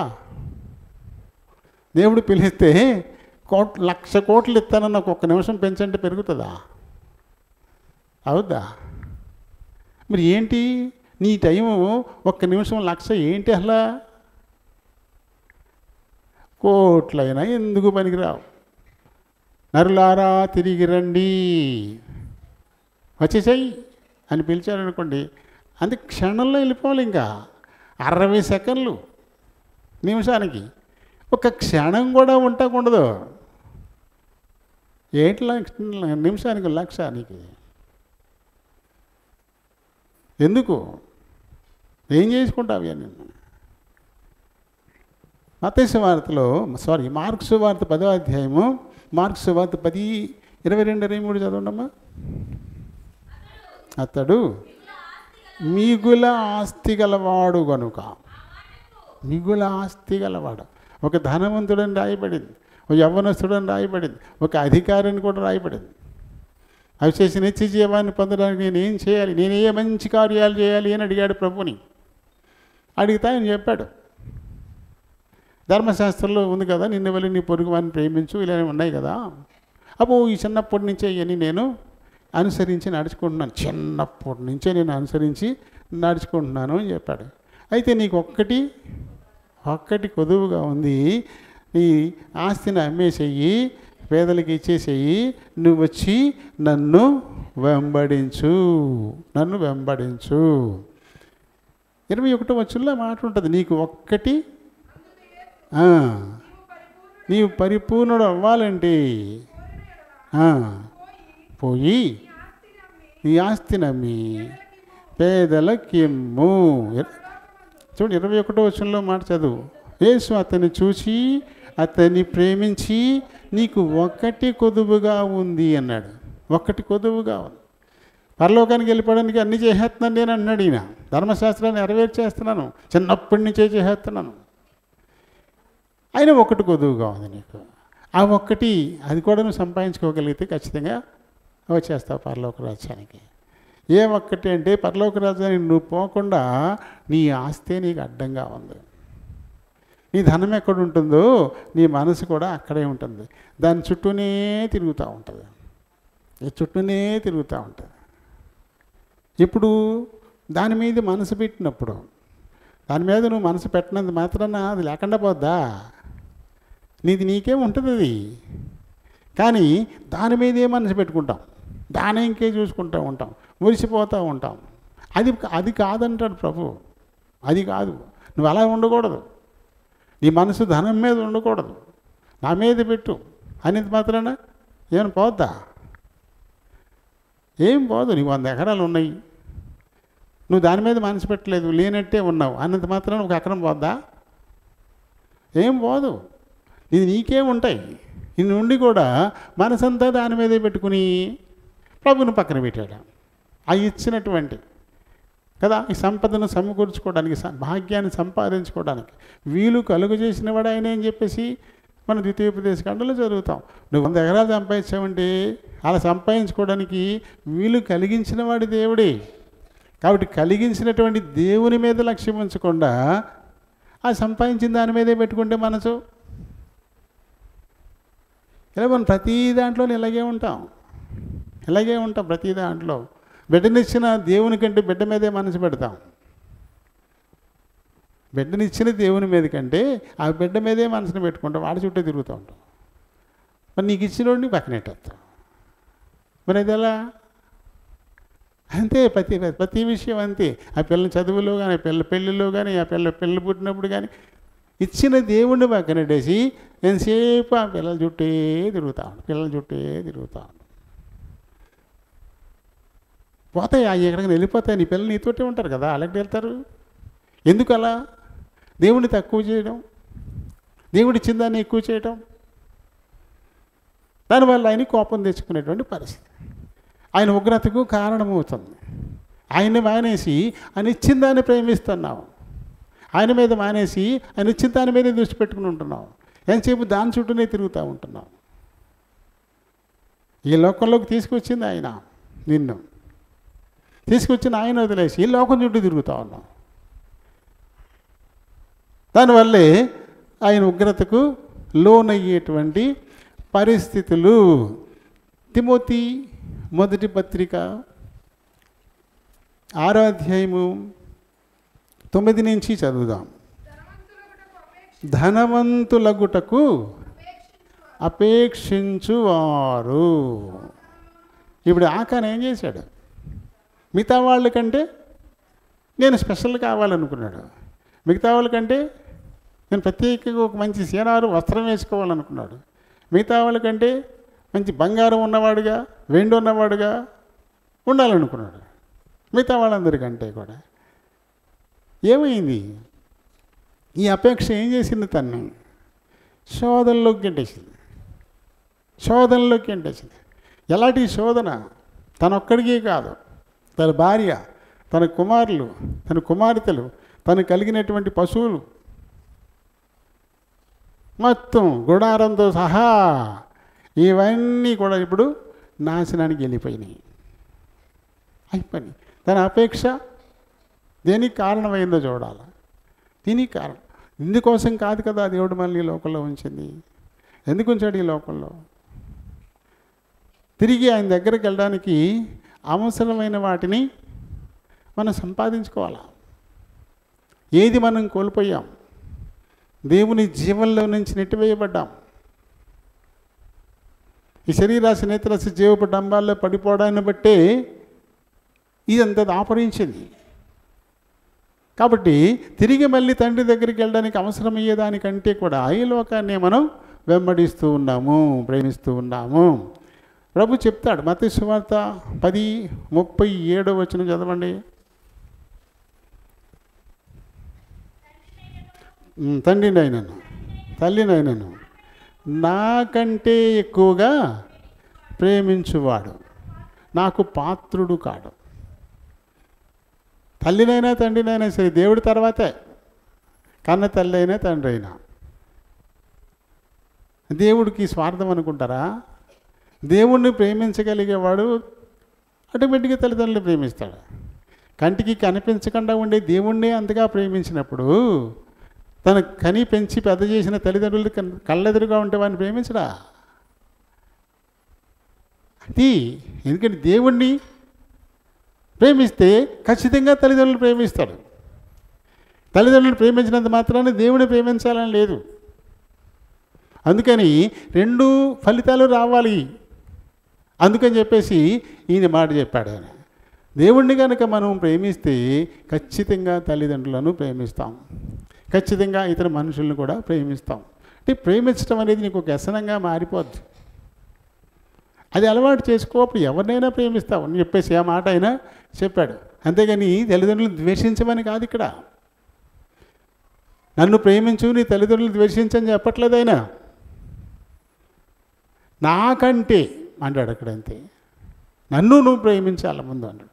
ఆయన ప్రేమించడం అలవాటు అయిపోయినప్పుడు ఆటోమేటిక్గా తల్లిదండ్రులు ప్రేమిస్తారు, ఆటోమేటిక్గా సహోదరులు ప్రేమిస్తారు, ఆటోమేటిక్గా తోటి విశ్వాసాలను కూడా ప్రేమిస్తారు. ఎందుకంటే ప్రేమించడం అనేది తనకు ఒక వ్యసనంగా మారిపోయింది.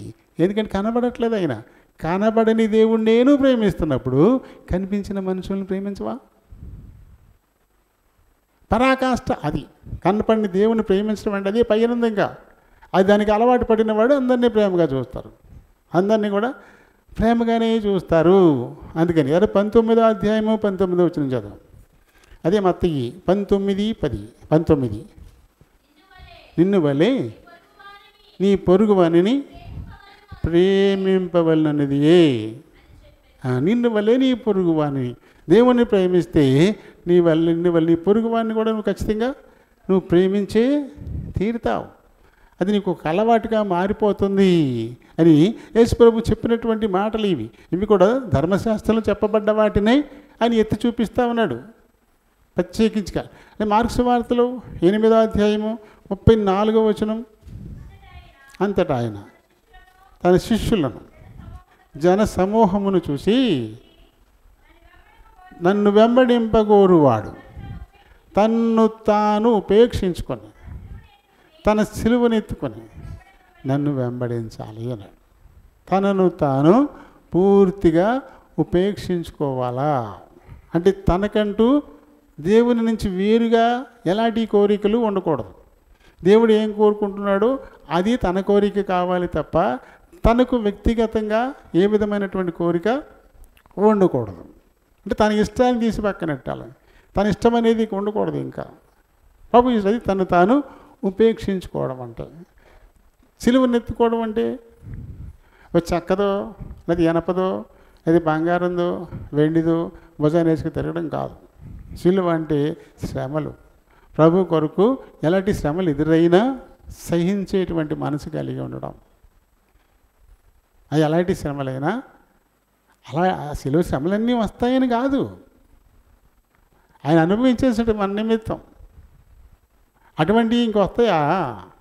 అలాంటివి ఏమీ రావు. ఒకవేళ వచ్చినా సరే అనేటువంటి మనసు, అలాంటి సంసిద్ధత అది కావాలి.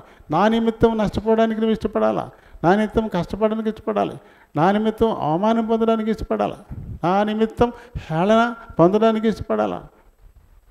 ఇవన్నీ తనను తాను ఉపేక్షించుకోవడంలో ఇవన్నీ ఉంటాయన్నమాట. ఇంకా లూకా సువార్తలు కూడా చదువుతాం. 9వ అధ్యాయము 23వ వచనం.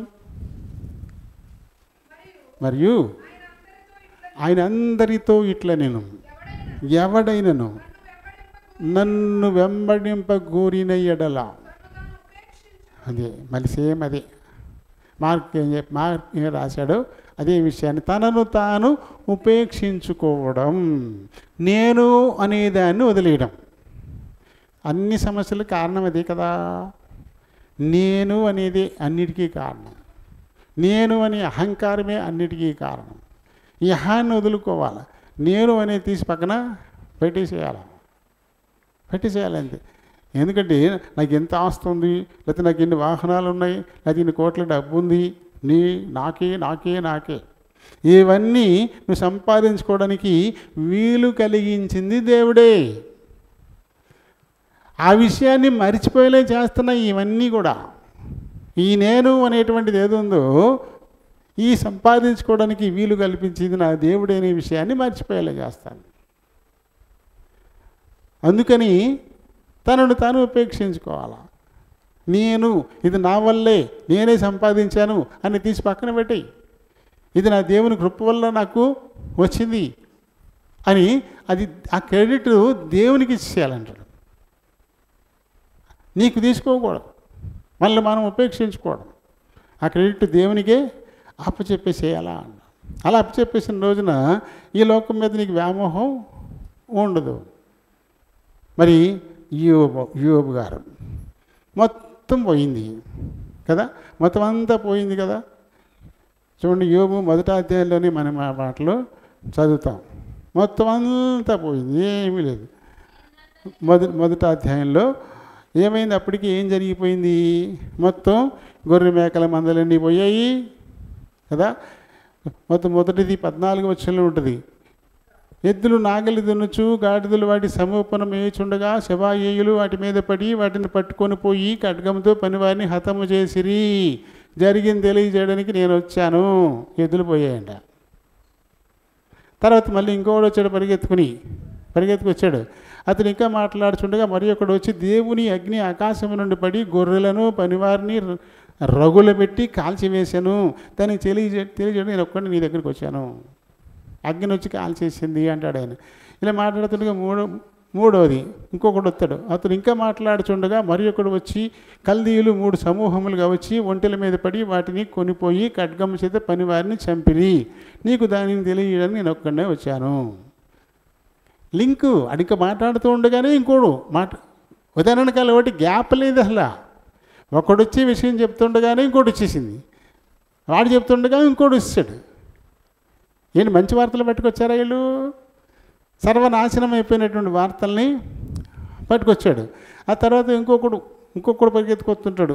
అతడు మాట్లాడుచుండగా అతనిగా మూడోవాడు మాట్లాడుతూనే ఉన్నాడు. ఈ లోపల 4వ వచ్చేసాడంట. వచ్చేసి నీ కుమారులు నీ కుమార్తెలు తమ అన్న ఇంట భోజనము చేయుచు ద్రాక్షారసము పానము చేయుచు ఉండగా గొప్ప సుడిగాలి అరణ్య మార్గముగా వచ్చి ఇంటి 4 మూలలను కొట్టగా అది యవ్వనుల మీద పడినందున వారు చనిపోయిరి. చెప్పడానికి నేను ఒక్కడిని దగ్గరకు వచ్చాను. ఇంకేం మిగిలింది? ఏముంది? ఇంకా ఏమీ లేదు. మొత్తం పోయింది. ఆస్తిపాస్తులు పోయాయి, కన్నబిడ్డలు పోయారు. అయినా సరే ఈయన ఏమంటాడు? 21వ వచనం చూస్తే, నేను నా తల్లి గర్భములో నుండి దిగంబరిని వచ్చి తిని దిగంబరిని ఎక్కడికి తిరిగి వెళ్ళేదను. యెహోవా ఇచ్చెను, యెహోవా తీసుకొని పోయెను, యెహోవా నామమునకు స్తుతి కలుగునుగాక. ఏముంది అసలు? ఏదైనా వ్యామోహం ఉందా ఆయనకి? ఆ ఎడ్ల మీద కానీ, గొర్రెల మేకల మందల మీద కానీ, లేదా బిడ్డల మీద కానీ? ఎందుకంటే ఇవన్నీ పుట్టుకునేమి తల్లి గర్భంలోంచి ఆయన బయటికి రాలా. వచ్చిన తర్వాతే ఎడ్లు సంపాదించాడు, వచ్చిన తర్వాత గొర్రె మేకలు సంపాదించాడు, వచ్చిన తర్వాతే బిడ్డలను కనుక్కున్నాడు, వచ్చినప్పుడు అక్కడే వచ్చాడు. ఆ విషయాన్ని చాలా స్పష్టంగా ఎరిగినవాడు. నేనేమి నష్టపోయాను? నేనేమి నష్టపోలా. రాదంటూ ఏముంది ఇందులో?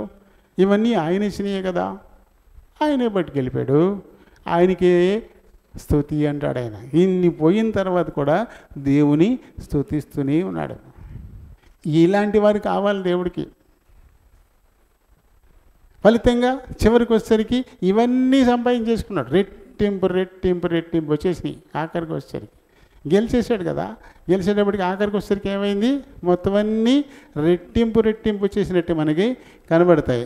చూడండి, మొదట ఏమున్నాయండి రాయబడ్డాయి ఈయనకి? మొదటి అధ్యాయం 2వ వచనంలో అతనికి 7 కుమారులు 3 కుమార్తెలు కలిగిరి. అతనికి 7,000 గొర్రెలను 3,000 ఒంటెలను 500 జతల ఎడ్లను 500 ఆడుగాడిదలను కలిగి ఉన్నారు. ఆఖరి అధ్యాయం 12వ వచనం దగ్గర రండి. యెహోవా యోబును మొదట ఆశీర్వదించినంతకంటే మరీ అధికముగా ఆశీర్వదించను. అతనికి 14,000 గొర్రెలు. ముందెన్నున్నాయి? రెట్టింపు, డబల్ అయిపోయింది. 7,000 కాస్త 14,000 అయిపోయింది. తర్వాత గొర్రెలన్నీ ఇవన్నీ కూడా 14,000 గొర్రెలు, 6,000 ఒంటెలు. అంతకుముందు ఎన్నున్నాయి? 3,000. 3,000 ఒంటెలు కాస్త 6,000 అయిపోయాయి. 1000 జతల ఎడ్లు అంతకుముందు ఎన్ని ఉన్నాయి? 500 జతలే. ఇప్పుడు ఏమైంది? 1000 జతల ఎడ్లు, 1000 ఆడుగాడిదలు. అంతకుముందు ఎన్ని ఉన్నాయి? 500. అన్నీ రెట్టింపు, అన్నీ రెట్టింపు, అన్నీ రెట్టింపు. బిడ్డలు కూడా మళ్ళీ వచ్చారుగా. చచ్చిపోయిన వాళ్ళందరూ మళ్ళీ తిరిగి మళ్ళీ బిడ్డలను కూడా ఆయనకి ఇచ్చేసాడు కదా. మరియు అతనికి 7 కుమారులను 3 కుమార్తెలను కలిగిరి. ఏం పోగొట్టుకున్నాడు ఇప్పుడు? ఆయనే ఇచ్చాడు, ఆయనే తీసుకుపోయాడు, నేను పోగొట్టుకున్నది ఏంటి అని చెప్పేసి మొత్తం క్రెడిట్ అంతా దేవుడికి ఇచ్చేసాడు. దాని ఫలితం మొత్తం పోగొట్టుకున్నదంతా మళ్ళీ సంపాదించేసుకున్నాడు. కాబట్టి ఏం జరిగినా ఇది దేవుని చిత్తము అని ఎప్పుడు మనం అనుకుని మనల్ని మనం ఉపేక్షించుకుని ఆయనకే మహిమ కలుగునుగాక అని అనుకుంటామో అప్పుడే ఆశీర్వాదం. ఇవన్నీ మనకి ఎందుకు చెప్తున్నాడు? మనల్ని ఆశీర్వదించాలని. ఆయనకి కావాలా మనల్ని ఆశీర్వదించాలనే ఉద్దేశంతో ఇవన్నీ చెప్తా ఉన్నాడు కదా. కాబట్టి శాపము దీవెన మన ముందు పెట్టే మాట్లాడుతున్నాడు ఆయన. నువ్వు కోరుకునేది శాపం అయితే నీకే దుఃఖం కలుగుతుంది, నువ్వే ఇబ్బంది పడతావు. దానికి కారణం నువ్వే, దేవుడు కాదు. మళ్ళీ దేవుని మీద నిందలేసి ఇంకా మరింత పాపాన్ని మూటగట్టుకోవడం. ఆయన ముందే చెప్పాడు, చెప్పిన సరే చేస్తే ఎరుకో శపించబడింది, అందులో ఏమీ తీసుకోవద్దు, సమస్తము తగులబెట్టేయండి, నాశనం చేసేయండి. ఎవడైనా ఏదైనా తెచ్చుకుంటే మొత్తం అందరికీ కూడా బాధ కలుగజేస్తాడు అని అన్నీ చెప్పాడు కదా. ఆయన చెప్పే చేశాడు అంతా. చెప్పిన తర్వాత కూడా తప్పు చేసి బాధ తెచ్చిపెట్టుకున్నారు. అలాగే మనం కూడా ఆయన చెప్తా ఉన్నాడు, నీ ధనం ఎక్కడ ఉంటుందో నీ మనసు అక్కడే ఉంటుంది, ధనం సంపాదించుకోవడానికి ప్రయాసపడకండి అంటాడు. అలానే అది రాకుండా ఏముండదు, అది ఎలానో వస్తుంది. మనం అది అర్థం చేసుకో, మనం దాని మీద వ్యామోహం పెట్టుకోవద్దంటే ఏం చేయాలి? నేను నా డబ్బంతా పడ చేయాలా, వచ్చేదాన్ని వద్దని చెప్పేసి తీసేయాలా? అలాగేం చెప్పట్లేదు ఆయన. నీ మనసు దాని మీద పెట్టుకో, దాన్ని ఎలా పెంచాలా అని చూడుకో, దాన్ని ఇంకా ఎలా సంపాదించాలా అని చూడుకో. మామూలుగా రొటీన్గా నీ పని నువ్వు చేసుకుంటూ ఉండు, దేవుని యందు భయభక్తి కలిగి ఉండు. నీ ప్రతి రూపాయి ఆశీర్వదింపబడుతుంది, ప్రతి రూపాయి ఆశీర్వదింపబడుతుంది. ఆశీర్వాదం లేకపోతే ఆ రూపాయలు ఓ 10 పైసలు మాత్రమే మనకు ఉపయోగపడద్ది, మిగతాదంతా పోద్ది. ఎలా వచ్చిందో ఎలా వెళ్ళిపోయిందో ఏం అర్థం కావట్లేదమ్మా. ఏం కష్టపడుతూనే ఉన్నాం అందరమునా, కానీ ఎలా అవుతుందో ఎలా పోతుందో ఏం తెలుస్తలేదా మనమే అంటుంటాం. ఎందుకంటే దానికి దేవుని ఆశీర్వాదం లేదు. అని చిత్తానికి విరుద్ధంగా నువ్వు నడుచుకుంటున్నావు, విరుద్ధంగా నువ్వు సంపాదిస్తూ ఉన్నావు, దాని ముద్ర లేదు. అన్యాయంగా సంపాదిస్తున్నారు కాబట్టి ఏసీబీ వాళ్ళు వచ్చి పట్టుకెళ్ళిపోతున్నారు. వాళ్ళు న్యాయంగా సంపాదిస్తే వాళ్ళు ఏం చేస్తారు? వచ్చి వాళ్ళు న్యాయంగా సంపాదిస్తే ఎవరు వచ్చి ఏం చేస్తారు? వాళ్ళని ఏమీ చేయలేరు. వాళ్ళు అన్యాయంగా సంపాదిస్తున్నాడు కాబట్టి కదా ఎవడో వచ్చి పట్టుకెళ్ళిపోతున్నాడు. అలాగే మనం కూడా దేవుని చిత్తానికి విడిచిపెడితే నేనేమి దరిద్రంగా ఉంచడు ఆయన. నువ్వు డబ్బు సంపాదించుకోవద్దని ఏం చెప్పలేదు ఆయన. ఏం సంపాదించినా ముందు నాకు ప్రాధాన్యత ఇయ్యి, ఆ తర్వాత ఆటోమేటిక్గా భాగ్యం సంపాదించుకోవడానికి సమర్థత కలిగించేవాడు ఆయనే. నీ మీద మంచి దృష్టి పెడతాడు, మంచి ఆలోచన పెడతాడు. ఏ విధమైన కరప్షన్ లేకుండా ఆశీర్వాదం పొందేటువంటి సొమ్ము నీకు ఇచ్చేవాడు ఉంటాడు, ఇస్తాడు ఖచ్చితంగా. ఏ భయం లేకుండా నువ్వు హ్యాపీగా ఉండొచ్చు, దాన్ని అనుభవించవచ్చు కదా. యెషయా 58 చివరి మాటలు చూస్తాం మనం. యెషయా 58 చివరి, నీ తండ్రి అని యాకోబు స్వాస్యం నీ అనుభవంలోనికి అంటాడు ఆయన. అది ఎంత స్వాస్యం ఉన్నా దాన్ని అనుభవించలేకపోవడం. ఎందుకంటే ఆయన ఆజ్ఞకు విరుద్ధంగా నడుచుకోవడాన్ని బట్టి శాపం కొని తెచ్చుకుంటాం. కాబట్టి మనం కొన్నదంతా శాపగ్రస్తమైపోద్ది, దాన్ని మనం అనుభవించలేం. అది ఏమవుతుంది? ఆసుపత్రి పాలే. ఎలా వెళ్ళిపోయిందో మనకి తెలియకుండానే వెళ్ళిపోతూ ఉంటుంది. దయచేసి డాక్టర్లు ఏ డాక్టర్ మీద పూర్తిగా ఆధారపడకండి, సెకండ్ ఒపీనియన్కి వెళ్ళండి.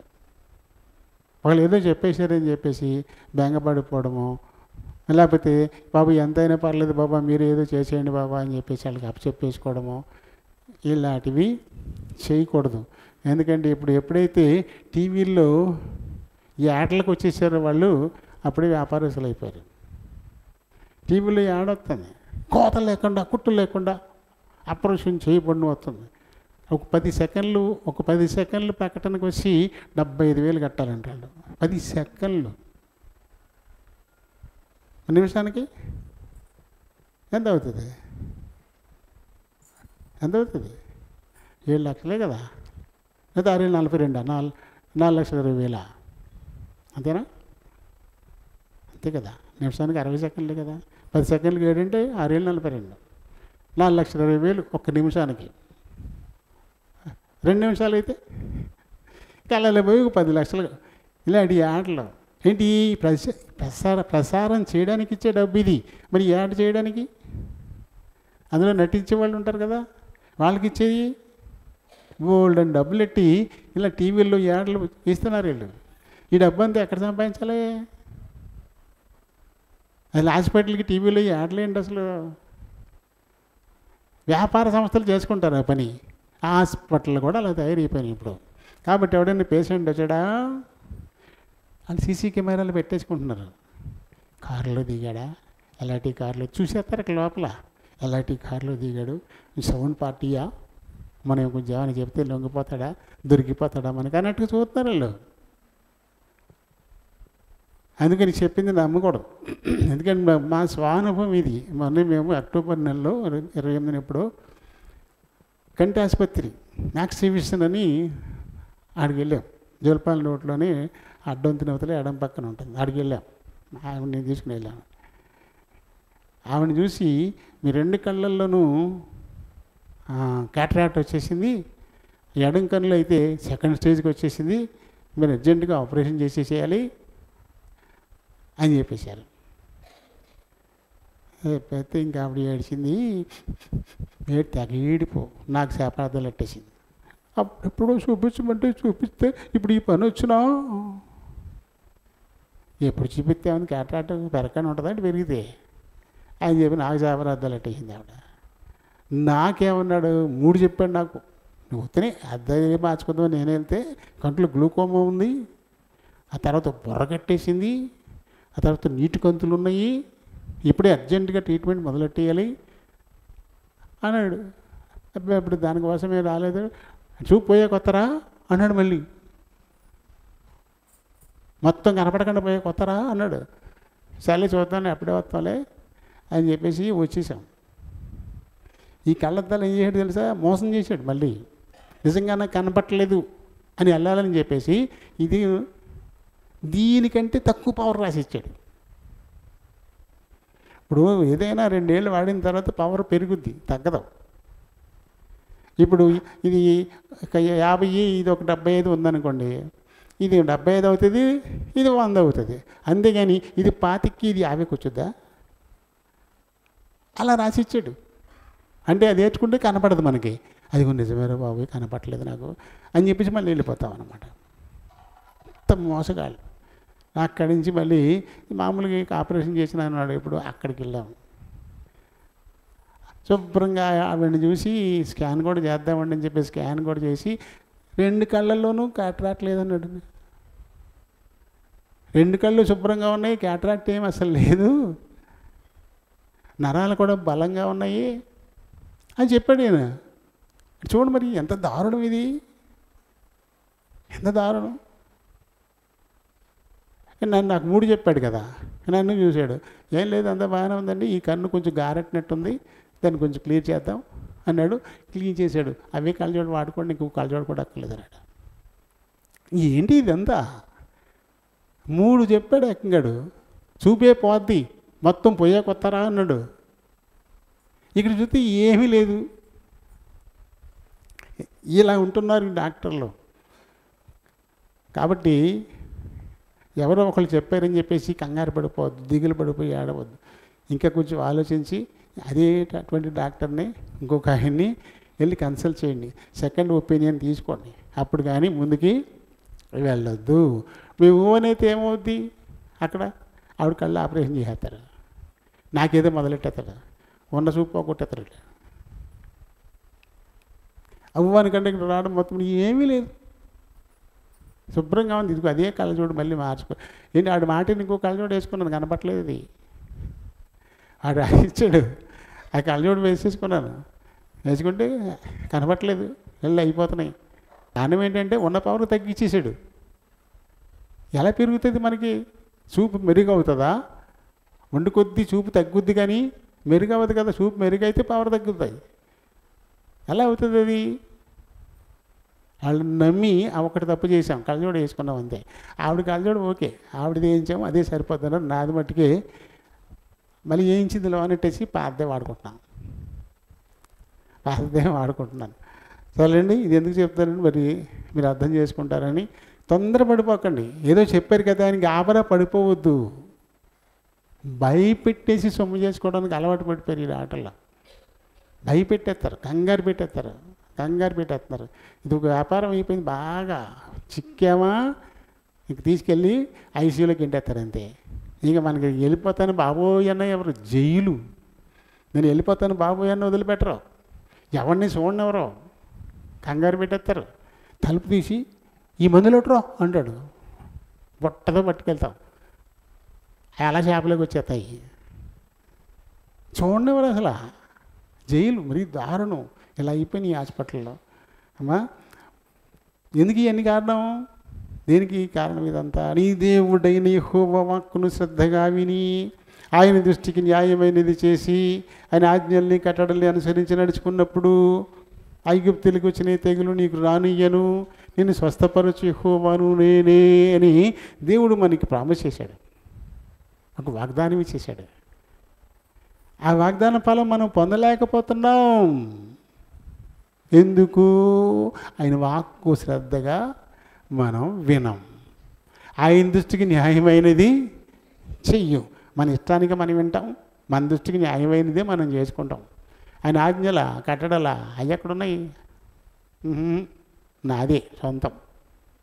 ఇంకెలా వచ్చేది స్వస్థత? ఇంకెలా వచ్చేది? ఇన్ని సొమ్ములు పట్టుకెళ్ళి బ్యాంకుల్లో హాస్పిటల్లో పారపోసేస్తున్నాం. ఎన్ని సొమ్ములు తెగ.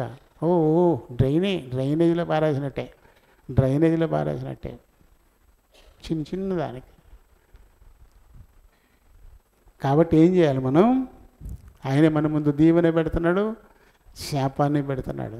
ఆయన వాక్కును శ్రద్ధగా వింటే దీవెన, ఆయన దృష్టికి న్యాయమైనది చేస్తే దీవెన, ఆయన ఆజ్ఞల్ని కట్టడలు అనుసరించి నడుచుకుంటే దీవెన. ఆ దీవెన నీ మీదకి ఎలా వస్తుందంటే ఎలాంటి ఐగుప్తులకు వచ్చిన తెగులు నీకు రాదు. ఒకవేళ ఏదైనా వచ్చినా స్వస్థపరచడానికి ఆయన ఉన్నాడు. నేనున్నాను, నేను స్వస్థపరచు యెహోవాను నేనే కదా. కాబట్టి మరి ఏం పొందుతాం మనం? ఏది మన ఆశ? దీవెన పొందాలనా శాపం పొందాలనా? మన పితరుడు ఆకాను తన ముందు పెట్టాడు దేవుడు, దీవెన శాపం. కానీ శాపాన్ని కోరుకున్నాడు. మొత్తం తనే కాకుండా తన ఇంటి వారు, తను కలిగిన మొత్తం సమస్తము కూడా అగ్నికి ఆహుతి అయిపోయింది, సర్వనాశనం అయిపోయింది. అంతకుముందు తన వల్ల ఇజ్రాయేలీలందరికీ అవమానం వచ్చింది. ఇజ్రాయేలీ సైనికులు 6 మంది చచ్చిపోయారు, పారిపోయి వచ్చారు అపజయం. దాని పరిణామం చాలా తీవ్రంగా ఉంటుంది. ఈ సంగతి ఇంకొక దేశం వాళ్ళు వింటారు, అబ్బో ఇజ్రాయేలీలు తరిమేరంటారా, 36 మందిని చంపేశారంటారా అంటే ఇంకెవడు భయపడతారు? వీళ్ళకి చాలా తీవ్రంగా నష్టం ఉంటుందన్నమాట. అందుకని మొహం నేల మీద మోపి యెహోషువ అంతగా ఏడ్చాడు. అయితే ఇక్కడ ఏడవం కంటే చేయాల్సింది ఏంటంటే కారణం ఏంటి? కారణాన్ని వెతికి పట్టుకుని దాన్ని తొలగించుకోవాలా.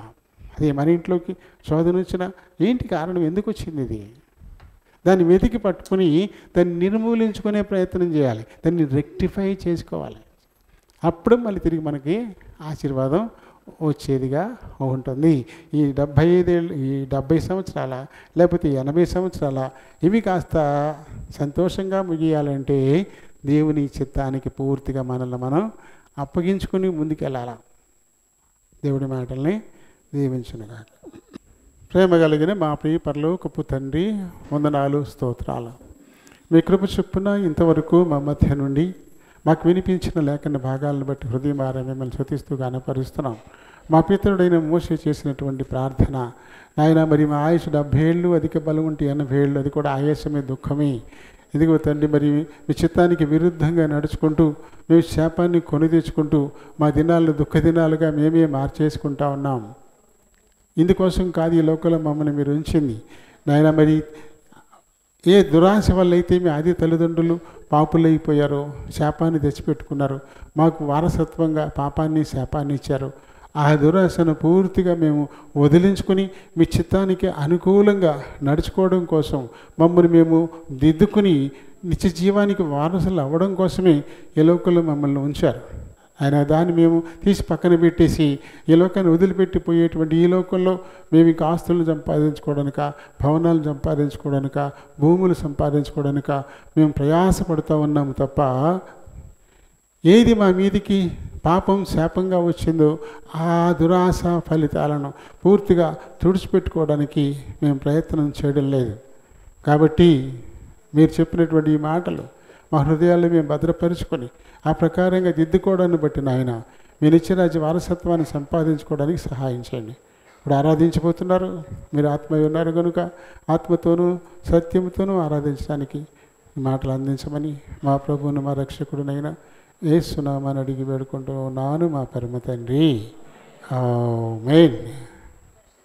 మన పితరుడును అపొస్తలుడైనటువంటి పేతురు రాసిన మొదటి పత్రిక 2వ అధ్యాయము 1-3 వచనాలు మనం కలిసి చదువుకుందాం. ప్రభువు దయాళుడని మీరు రుచి చూచి ఉన్న ఎడల సమస్తమైన దుష్టత్వమును, సమస్తమైన కపటమును, వేషధారణను, అసూయను, సమస్త దూషణ మాటలను మాని కొత్తగా జన్మించిన శిశువులను పోలిన వారై నిర్మలమైన వాక్యమన పాల వలన రక్షణ విషయంలో ఎదుగు నిమిత్తము ఆ పాలను అపేక్షించుడి. దేవుడి పరిశుద్ధ వాక్యం దీవించును గాక. ఆమేన్. కృపా సత్య సంపూర్ణుడవైన మా దేవా, వందనాలు, స్తోత్రాలు. మరొకమారు మీ కృపాసన యొద్దకు వస్తున్నాం. మా వెనుకడిలోనికి తేబడిన లేఖన భాగాన్ని దీవించండి. ఈ లేఖనాన్ని బట్టి దేని నుండి బలహీనుడి ప్రభా నేను మాట్లాడేందుకు నిలబడబోతుండగా నన్ను ఖాళీ చేయండి. మీ చిత్తానుసారమైన మాటల నోటి నుంచి మీరే మాట్లాడుకుని మహిమ తెచ్చుకోండి. చేర్చబడిన మా పిల్లలందరినీ జ్ఞాపకం చేసుకోండి. అయినా ఈ కొద్ది సమయం తమ హృదయాలు చివరిని పరలోకపు గవిని వైపు కేంద్రీకరించులాగున సహాయం చేయమని ప్రభు అయిన యేసు నామమున అడిగి వేడుకుంటున్నాను మా పరమ తండ్రి, ఆమేన్. Praise the Lord. ప్రభునామములో అందరికీ వందనాలు. బేతల్లో ఉన్నవారికి ప్రత్యేకమైనటువంటి వందనాలు. ఎందుకంటే నేను మొదట వందనాలు చెప్పేటప్పుడుగా లేరు, అందుకని మళ్ళీ ఇప్పుడు చెప్తున్నాను. కింద కూర్చుంటున్నాం కదా అని చెప్పేసి ఎప్పుడు వెళ్ళినా పర్లేదు, ఎప్పుడు వచ్చినా పర్లేదని మీ ఇష్టానికి వస్తున్నారు. నా ఎదురుగుండా ఇక్కడ కనపడట్లేదు అనుకుంటున్నారు, కానీ జీవము గల దేవుని కనుదృష్టికి మీరు కనపడకుండా ఉన్నారా? మీ హృదయ ఆలోచనలు, మీ తలంపులు అన్నీ దేవునికి సుస్పష్టం. పైన కూర్చోగలిగిన వాళ్ళు కూడా రావట్లేదు పైకి. ఎందుకంటే ఎప్పుడొకప్పుడు ఎప్పుడెళ్ళైనా వెళ్ళొచ్చు కిందకి, ఎప్పుడైనా మళ్ళీ మొదలకుండా వెళ్ళిపోవచ్చు. కింద అంతా స్వేచ్ఛగా ఉందని అనుకుంటున్నారు. అది మంచిది కాదు, మేలు పొందరు. ఎందుకంటే ఏదో మోసం చేస్తున్నాం అనుకుంటున్నారు అంతే. మిమ్మల్ని మీరు మోసం చేసుకుంటున్నారు. అది సరైనది కాదు. నేను మొదటి ప్రసంగాన్ని లేచేటప్పటికి కొద్దిమంది ఉన్నారు, అలా ఇప్పుడు ఎక్కువ మంది వచ్చారు. అంటే ఏం చేస్తున్నారు మీరు? కిందే కదా, ఎప్పటికప్పుడు వెళ్ళిపోయి కూర్చుని మెదలకుండా వచ్చేసేయచ్చు అనుకుంటున్నారు. మరి దేవుడు చూడట్లేదా? ఆయనకి ఏమైనా దాచపడతారా మీరు? పైగా అన్నీ బాగుండి కూడా పైన కూర్చోకుండా ఎందుకు ఉండిపోతారు కింద?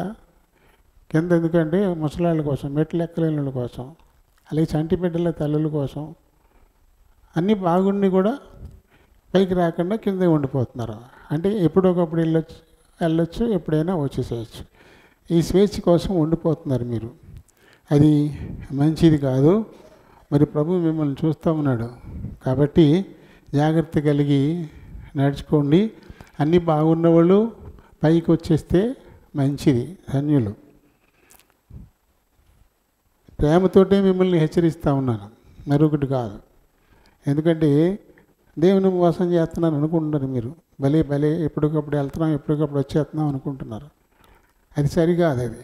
ఎందుకంటే మరి ఎప్పుడు ఆరాధన మొదలు పెడతామో అప్పటి నుంచి ఆఖరి దీవెనిచ్చేంత వరకు ఉంటేనే దేవుని సన్నిధిని మనం విశ్రాంతి దినం గడిపినట్టు. ఈ సమయం ఎంత నువ్వు దోచుకున్నా పరిపూర్ణ బహుమానం నీకు రాదు. ప్రారంభ ప్రార్థనకే దేవుని సన్నిధిలో ఉండాలి అందరూ కూడా. అప్పుడు మీరు ఎక్కడ కూర్చున్నా పర్లే, అలా ప్రభు ఆజ్ఞ ప్రకారంగా నడుచుకుంటే చాలండి. మరి మన పితృడైనటువంటి పేతురు రాసినటువంటి ఈ మొదటి పత్రికలో మరి 2వ అధ్యాయంలో మనం ప్రారంభ 3 వచనాలు మనం చదువుకున్నాము. ప్రభువు దయాళుడని మీరు రుచి చూచి ఉన్న ఎడల సమస్తమైన దుష్టత్వమును, సమస్తమైన కపటమును, వేషధారణను, అసూయను, సమస్త దూషణ మాటలను మాని కొత్తగా జన్మించిన శిశువులను పోలిన వారై నిర్మలమైన వాక్యమును పాల వలన రక్షణ విషయంలో ఎదుగు నిమిత్తము ఆ పాలను అపేక్షించుడని ఇది చాలా చక్కటి మాటలు ఏని చెప్తా ఉన్నారు. ప్రధానంగా ఈ మాటలు మరి ఎవరైతే ప్రభు దేహంలోనూ ప్రభు రక్తంలోనూ పాలు పంపులు పొందాలని ఆశపడుతున్నారో అలాంటి వారికి ఈ మాటలు ప్రత్యేకించి మరి రాయబడినవిగా మనకి కనబడుతూ ఉన్నాయి. మరి మన ప్రభు దయాళుడైన, దయగలిగినటువంటి వాడు. కేవలము ఆయన ప్రేమతోనే, దయతోనే, కృపతోనే మనల్ని రక్షించినటువంటి వాడుగా ఉన్నాడు. మనం చేసినటువంటి క్రియలను బట్టి కాదు. మన రక్షణకు ఆధారం మన క్రియలు కాదు, కేవలం దేవుని కృప. పౌలు గారు చెప్తాడు ఎఫెసీయులకు రాసిన పత్రికలో, మీరు కృపచేతనే రక్షింపబడ్డారు, మీ క్రియల వలన కాదు, కాబట్టి ఎవరు అతిశయించడానికి వీలు లేదు అంటున్నాడు కదా. కాబట్టి కేవలం కృపచేత ఆయన మనల్ని రక్షించాడు అనేటువంటిది మనకి గ్రాహ్యమైతే, ఆయన కృపను మనం రుచి చూచినట్లయితే ఏం చేయాలి? ఇప్పుడు ఆయనలో దుష్టత్వం అనే చేదు లేదు, ఆయనలో కపటం అనే చేదు లేదు, వేషధారణ అనే చేదు కూడా ఆయనలో లేదు, అసూయ, దూషణ మాటలు ఇటువంటి చేదు కూడా ఆయనలో ఏమీ లేవు కదా. చేదు జనానికి ఇష్టం కానటువంటిది, అది మనకే నచ్చదు, అయినా దాన్ని వెంబడిస్తూ పోతూ ఉంటాం. అది గమనించుకోవాలా. మన ప్రభువులో ఇవేమీ లేవు. ఆయన నీకు చాలా రుచిగా కనపడ్డాడు, ఆయనలో చేదు ఎక్కడ కనపడలే, ఆయన లక్షణాల్లో చేదు ఎక్కడ నీకు కనపడలే. ఇప్పుడు ఆయన రుచి చూస్తేనే తెలుస్తుంది నీకు అది. మరి రుచి చూడకుండా ఎలా మనం బాప్తీసం తీసుకుంటాం? రుచి చూడకుండా ఎలా బలలో పాలు పంపులు మొదలు పెడతాం? రుచి చూసాం కాబట్టి ఆయన్ని అంగీకరించి బాప్తీసం తీసుకున్నాము, ఆయన దేహంలో రక్తంలోనూ పాలు పంపులు పొందుతూ ఉన్నాం. మరి ఆ రుచులు ఏమున్నాయి? దుష్టత్వం ఉందా? లేదు. కపటం ఉందా? లేదు. వేషధారణ ఉందా? లేదు. అసూయ ఉందా? లేదు. సమస్తమైనటువంటి దూషణ మాటలు ఏమైనా ఉన్నాయా?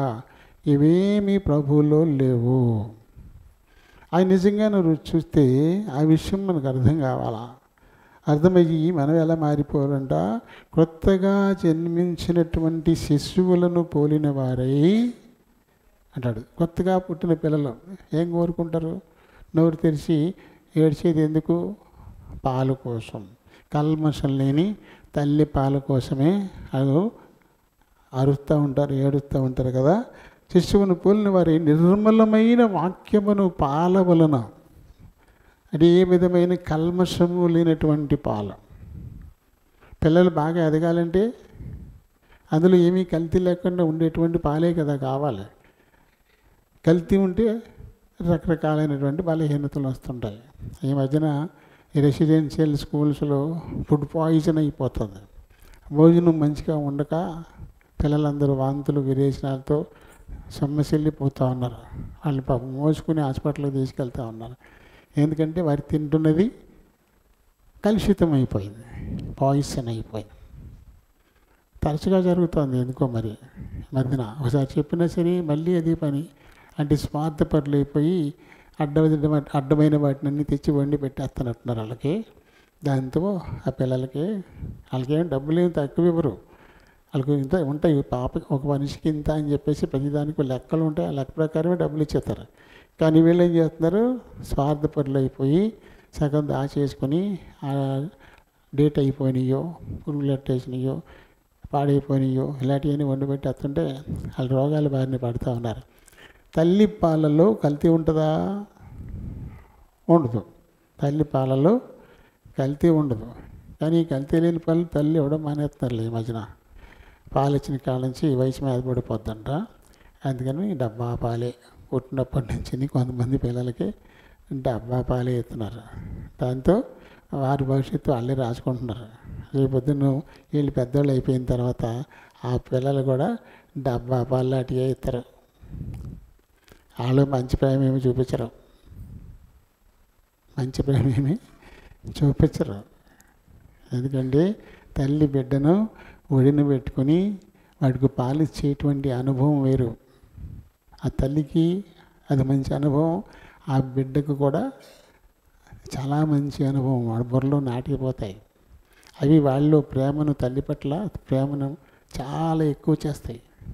కానీ అది చేయట్లే. చాలామంది తల్లులు వదిలేస్తున్నారు, బిడ్డలకి పాలు ఇవ్వట్లా, డబ్బా పాలు. కనీసం అవి కూడా వాళ్ళు పట్టించట్లే. పనివాళ్ళకి అప్పచెప్పేస్తున్నారు. మంచిదేనంటారు. అది ఏమాత్రం మంచిది కాదు. కాబట్టి ప్రతి బిడ్డను కన్నా తల్లి చక్కగా ప్రేమగా నీ బిడ్డనికి పాలు ఇవ్వండి. అది నిర్మలమైన పాలు, చాలా శ్రేష్టమైన పాలు. ఆ బిడ్డకి చాలా ఆరోగ్యకరంగా పెరుగుతాడు. అవి చాలా బలమైనటువంటివి కూడా, అనేకమైన రోగాలను తట్టుకోవడానికి వీలు కలిగిస్తాయంట. రోగ నిరోధక శక్తిని ఆ తల్లిపాలు పెంచుతాయి. కాబట్టి అంతకు మించి ఆ బిడ్డతో మీకు ఒక లింక్ ఏర్పడుతుంది బాగా. ఆ తల్లి బిడ్డల మధ్య లింక్ బాగా దగ్గరగా ఏర్పడుతుంది అనమాట. ఆ బిడ్డ లేకపోతే తల్లి ఉండలేదు, ఆ తల్లి లేకపోతే బిడ్డ ఉండలేడు అంతగా అటువంటి అఫెక్షన్ వచ్చేస్తుంది వారి మధ్యన. దాన్ని దూరం చేసుకోకండి. సరేండి. ఇక్కడ మరి నిర్మలమైనటువంటి వాక్యమును పాల వలన అంటే ఒకటం కేసి కింద రాశారు చూడండి. నిర్మలమైన ఆత్మ సంబంధముగు పాలు. ఇది ఆత్మ సంబంధమైన పాలు, మామూలు శరీర సంబంధమైన పాలు కాదు. రక్షణ విషయంలో ఎదుగు నిమిత్తమును ఆత్మ సంబంధమైన పాలనే కోరుకోండి, అపేక్షించండి. బాగా ఆత్మ సంబంధమైన పాలనే బాగా కోరుకోండి అంటాడు. ఎవరైతే ఈ ఆత్మ సంబంధమైన పాలను సేవిస్తారో, కోరుకుంటూ ఉంటారో అలాంటి వారిలో ఎలా ఉంటారు? మొదటి అధ్యాయము, అదే పేతురు మొదటి అధ్యాయంలో 22-23 వచ్చినా చూడండి. మీరు క్షయబీజము నుండి కాక శాశ్వతమగు జీవము గల దేవుని వాక్య మూలంగా అక్షయ బీజము నుండి పుట్టింపబడిన వారు కనుక. అలాంటి వాళ్ళల్లోనే నిష్కపటమైన సహోదరు ప్రేమ ఉంటుంది. మనం చూపించే ప్రేమ నిష్కపటమైందా అంటే చెప్పలేం. 100% నిష్కపటమైందని చెప్పలేం. కొద్ది గొప్ప కపటం ఉంటుంది. ఇది తెచ్చిపెట్టుకున్నటువంటి ప్రేమ అది కాదు. నిజంగా అక్షయ బీజం, క్షయ బీజం. మన ప్రభువు మనల్ని అక్షయ బీజం వల్లనే పుట్టించాడు. అంటే నిత్యము ఉండేటువంటి విధంగా మనల్ని పుట్టించిన వాడుగా ఉన్నాడు. నిత్య జీవానికి వారసులు అవ్వడానికి పుట్టించిన వాడుగా ఉన్నాడు. కాబట్టి అందుకు తగిన విధంగా నిష్కపటమైన సహోదర ప్రేమను కలుగునట్లు మీరు సత్యమునకు విధేయుల గుట్టు చేత ఈ మనసులను పవిత్రపరచుకుని వారయ్యుండి సత్యమునకు. ఎవరు సత్యం అంటే? సత్యం అంటే మళ్ళీ ప్రభువే. నేనే మార్గమును, నేనే సత్యమును, నేనే జీవమును అని చెప్పాడు. ఇక్కడ సత్యానికి విధేయులవడం అంటే ప్రభువుకి మన విధేయులగడమే. సత్యమునకు విధేయులగినట్లు ఈ మనస్సులను పవిత్రపరచుకుని వారి ఉండి ఒక్కరినొక్కడు హృదయపూర్వకంగాను మిక్కటం కంటే చాలా ఎక్కువగాను ప్రేమించండి. హృదయపూర్వకంగాను చాలా ఎక్కువగాను, మిక్కటంగా అంటే చాలా ఎక్కువగాను ప్రేమించండి. నిష్కపటమైన ప్రేమతో ప్రేమించండి. వేషధారణ ప్రేమ కాదు. ప్రభు బలలో పాలు పొందేటువంటి వారు వేషధారులుగా ఉండకూడదు. వారిలో దాపరికం అనేది ఏది కూడా ఉండకూడదు. వారి మాటల్లో తేడా ఉండకూడదు, వారి చూపులో తేడా ఉండకూడదు, వారి ఆలోచనలో తేడా ఉండకూడదు, వారి నడతలో తేడా ఉండకూడదు, వారి క్రియల్లోనూ తేడా ఉండకూడదు. ఎందులోనూ కూడా తేడా కనపడకూడదు. దేంట్లోనూ కల్తీ అనేది ఉండకూడదు. నిష్కపటంగా ఉండాలి. అలా అయితేనే మన ప్రభువుకు మనం తగిన వారం. ఎందుకంటే ఆయన నిష్కపటమైన వాడు. ఆయనలో ఏ తేడా లేదు. ఎందులో కూడా కపటం అనేది లేదు. ఏ విధమైన చేదు కూడా ఆయనలో లేదు. కాబట్టి ఆయనకు వారసులం అయ్యాము అంటే మనలో కూడా ఇవేమీ ఉండకూడదు. మనలో చేదు ఉంటే, చేదు ఎవరికైనా ఇష్టం ఉంటుందా? ఎవరికి ఇష్టం ఉండదు. చేదుని ఎవరు ఇష్టపడరు. మనలో చేదు ఉందనుకోండి, మనం ఎవరికి ఇష్టం కాము. కానీ మన ప్రభు రుచి కలవాడు కదా. ఆయన గురించి వింటే అందరూ ఇష్టపడతారు ఆయన్ని. మరి ఆయన పిల్లలు కూడా ఎలా ఉండాలి? రుచికరవారు. కానీ వారితో ఇతరులు మాట్లాడడానికి ఇష్టపడాలి, వారితో సహవాసం చేయడానికి ఇష్టపడాలి. అంతే తప్ప దూరం పెట్టకూడదు. దూరం పెడుతున్నారు అంటే మన దగ్గర చేదు ఉందన్నమాట. అలాంటి చేదే కనుక మనలో ఉంటే, అలాంటి కపటమే కనుక మనలో ఉంటే ప్రభు దేహంలోనూ రక్తంలోనూ పాలు పొందడానికి మనకి అర్హతే ఉండదు. యేసు ప్రభు చెప్పాడు మత్తయి సువార్తలో 18వ అధ్యాయంలో 3-4 వచనాల్లోనూ, అలాగే మార్కు 10-15 వచనంలోనూ చిమించిగా ఒకే మాటలు మనకి కనపడతాయి. మీరు మార్పు నొంది బిడ్డల వంటి వారైతేనే కానీ పరలోక రాజ్యంలో ప్రవేశింపరు. 10-15 మార్కు. చిన్న బిడ్డల వలె దేవుని రాజ్యమును అంగీకరింపిన వారు అందులో ఎంత మాత్రమో ప్రవేశించరు అంటాడు. చిన్న బిడ్డల వలె అన్నాడు. చిన్న బిడ్డలకి కపటం తెలీదు, వారికి మోసం తెలీదు, వేషధారణ వాళ్ళల్లో ఉండదు. వాళ్ళు ఎలా ఉన్నారో అలాగే ఉంటారు తప్ప తెచ్చిపెట్టుకుని ఏమీ వారి దగ్గర అస్సలు కనపడం. చాలా నిజాలు చెప్పేస్తారు. వాళ్ళ వల్ల అమ్మలకి ఇబ్బంది అవుతుంటుంది. వాళ్ళు నిజాలు చెప్పేస్తారు, వాళ్ళ వల్ల అమ్మకి ఇబ్బంది కలుగుతుంది. పక్కింటి ఆవిడ వచ్చి, వదిన ఒక గిన్నెటి పందారు ఇవ్వా, 2 వెళ్ళిపోయిన తర్వాత తెచ్చి ఇచ్చేస్తాను, అయిపోయింది అంటే అవుతుంది. ఇదివరకు ఎప్పుడో పట్టుకెళ్ళి తెచ్చి ఉండదు ఆవిడ. అలాగే మాట దాటేసి ఉంటుంది. ఇది కూడా ఇచ్చేస్తాను లేదు నాని కూడా అంటుంది. ఇందుకు వచ్చిన కూడా ఈ మనిషితోటి పెట్టుకెళ్తుంది కానీ తేదని చెప్పేసి ఈవిడ ఏమంటుంది, అయ్యయ్యో నిన్న అయిపోయిందమ్మా, తెమ్మన్నాను ఇంకా ఇంత తేలేదా అంటుంది. తెచ్చేసాడు ఆయన. వీడన్నారు అమ్మాయి తెచ్చాడు కదా, నాన్న తెచ్చాడు కదా అని చెప్పేస్తాడు. వీడు నాన్న తెచ్చాడు కదా అని చెప్పేస్తుంటాడు. ఎందుకంటే అడిగి కపటం తెలియదు, అడిగి మోసం తెలియదు, అడిగి వేషధారణ తెలియదు. ఉన్నది ఉన్నట్టు చెప్పేయడానికి ఎప్పుడూ ముందుంటాడు. అలాగే విశ్వాసులు ఉండాలండి. విశ్వాసులు అలాగే ఉండాలి. ఏమాత్రం కపటం దాపరికం లేని వారిగా ఉండాలి. వారి జీవితాల్లో చీకటి కోణం అనేది ఉండకూడదు. అప్పుడు మాత్రమే ఏ విధమైన కల్మషము దాపరికము లేనటువంటి ప్రభు దేహానికి సాదృశ్యమైన రొట్టెలోనూ ఆయన రక్తానికి సాదృశ్యమైన రసంలోనూ మనం పాలు పొందడానికి అప్పుడు మాత్రమే మనం అర్హులమవుతాము. ఈ విషయాన్ని బలలో పాలు పొందేటువంటి వారు గుర్తుపెట్టుకోవాలా. గుర్తుపెట్టుకుని తగిన విధంగా తాము సిద్ధపరచుకొని పాలు పొందాలా. పోయిన వారం పొందేసాం కదా, ఈ వారానికి మాకు అడ్డే ఉంది అని చెప్పేసి తీసుకోకూడదు. ఏం తప్పేమీ లేదు.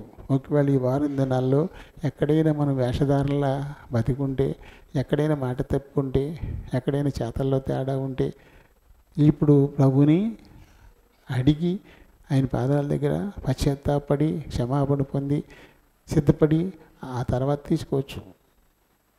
తప్పేమీ లేదు. అయితే ఈ లోక మర్యాద ఏం చేస్తుంది? పోయిన వారం తీసుకుంది, ఈ వారం తీసుకోలేదేంటి, ఎంత తప్పు చేసిందంటవా అని వాళ్ళు వీళ్ళు అనుకుంటారేమో. వాళ్ళు అనుకుంటే నీకు వచ్చిన నష్టమేమీ లేదు. అయోగ్యంగా తీసుకుంటేనే నష్టం. ఏది మంచిది? అందుకని నేను పరీక్షించుకుని ఒకవేళ ఏదైనా తేడా అనిపిస్తే, ఎక్కడైనా మనం జారినట్టు అనిపిస్తే ఈ వారం ప్రభుని అడిగి ఆయన పాదాల మీద పడి క్షమాపణ అడిగి తగిన యోగ్యత సంపాదించుకొని తర్వాత పొందడం శ్రేయస్కరం. అంతేగాని వాళ్ళు చూసి వీళ్ళు చూసి ఏమనుకుంటారో అని చెప్పేసి, లేకపోతే పోయే వారం తీసుకున్నాను కదా అని చెప్పేసి అటువంటి ఆలోచన వద్దు. ఎప్పటికప్పుడు చెక్ చేసుకోవాలి మనం. వారానికి ఒకసారి కదా ఇల్లు రోజు తుడుస్తారు కదా, కనీసం వారానికన్నా ఒకసారి తుడవాలిగా. ఇల్లు రోజు తుడుస్తారు. మా చెప్పు ముందంటే పొద్దున్నే సాయంకాలం దాకా సంకలెట్టి తిరుగుతుంది చీపురు. అత్తమాన తుడుతూనే ఉంటుంది. చీపురు సంకల పెట్టి తిరుగుతుంటుంది. ఇలా తుడుతూ ఉంటారు అత్తమానం. కొన్ని తుడవనాడు కనీసం వారానికి ఒకసారైనా తుడుచుకోవాలి కదా. ఎప్పటికప్పుడు మనం హృదయాన్ని శుద్ధి చేసుకోవాలి.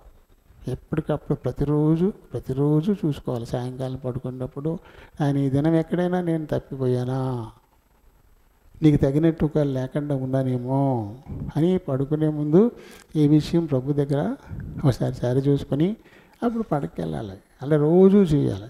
రోజు చేయకపోయినా కనీసం ఈ రోజన్నా చేసుకోవాలి.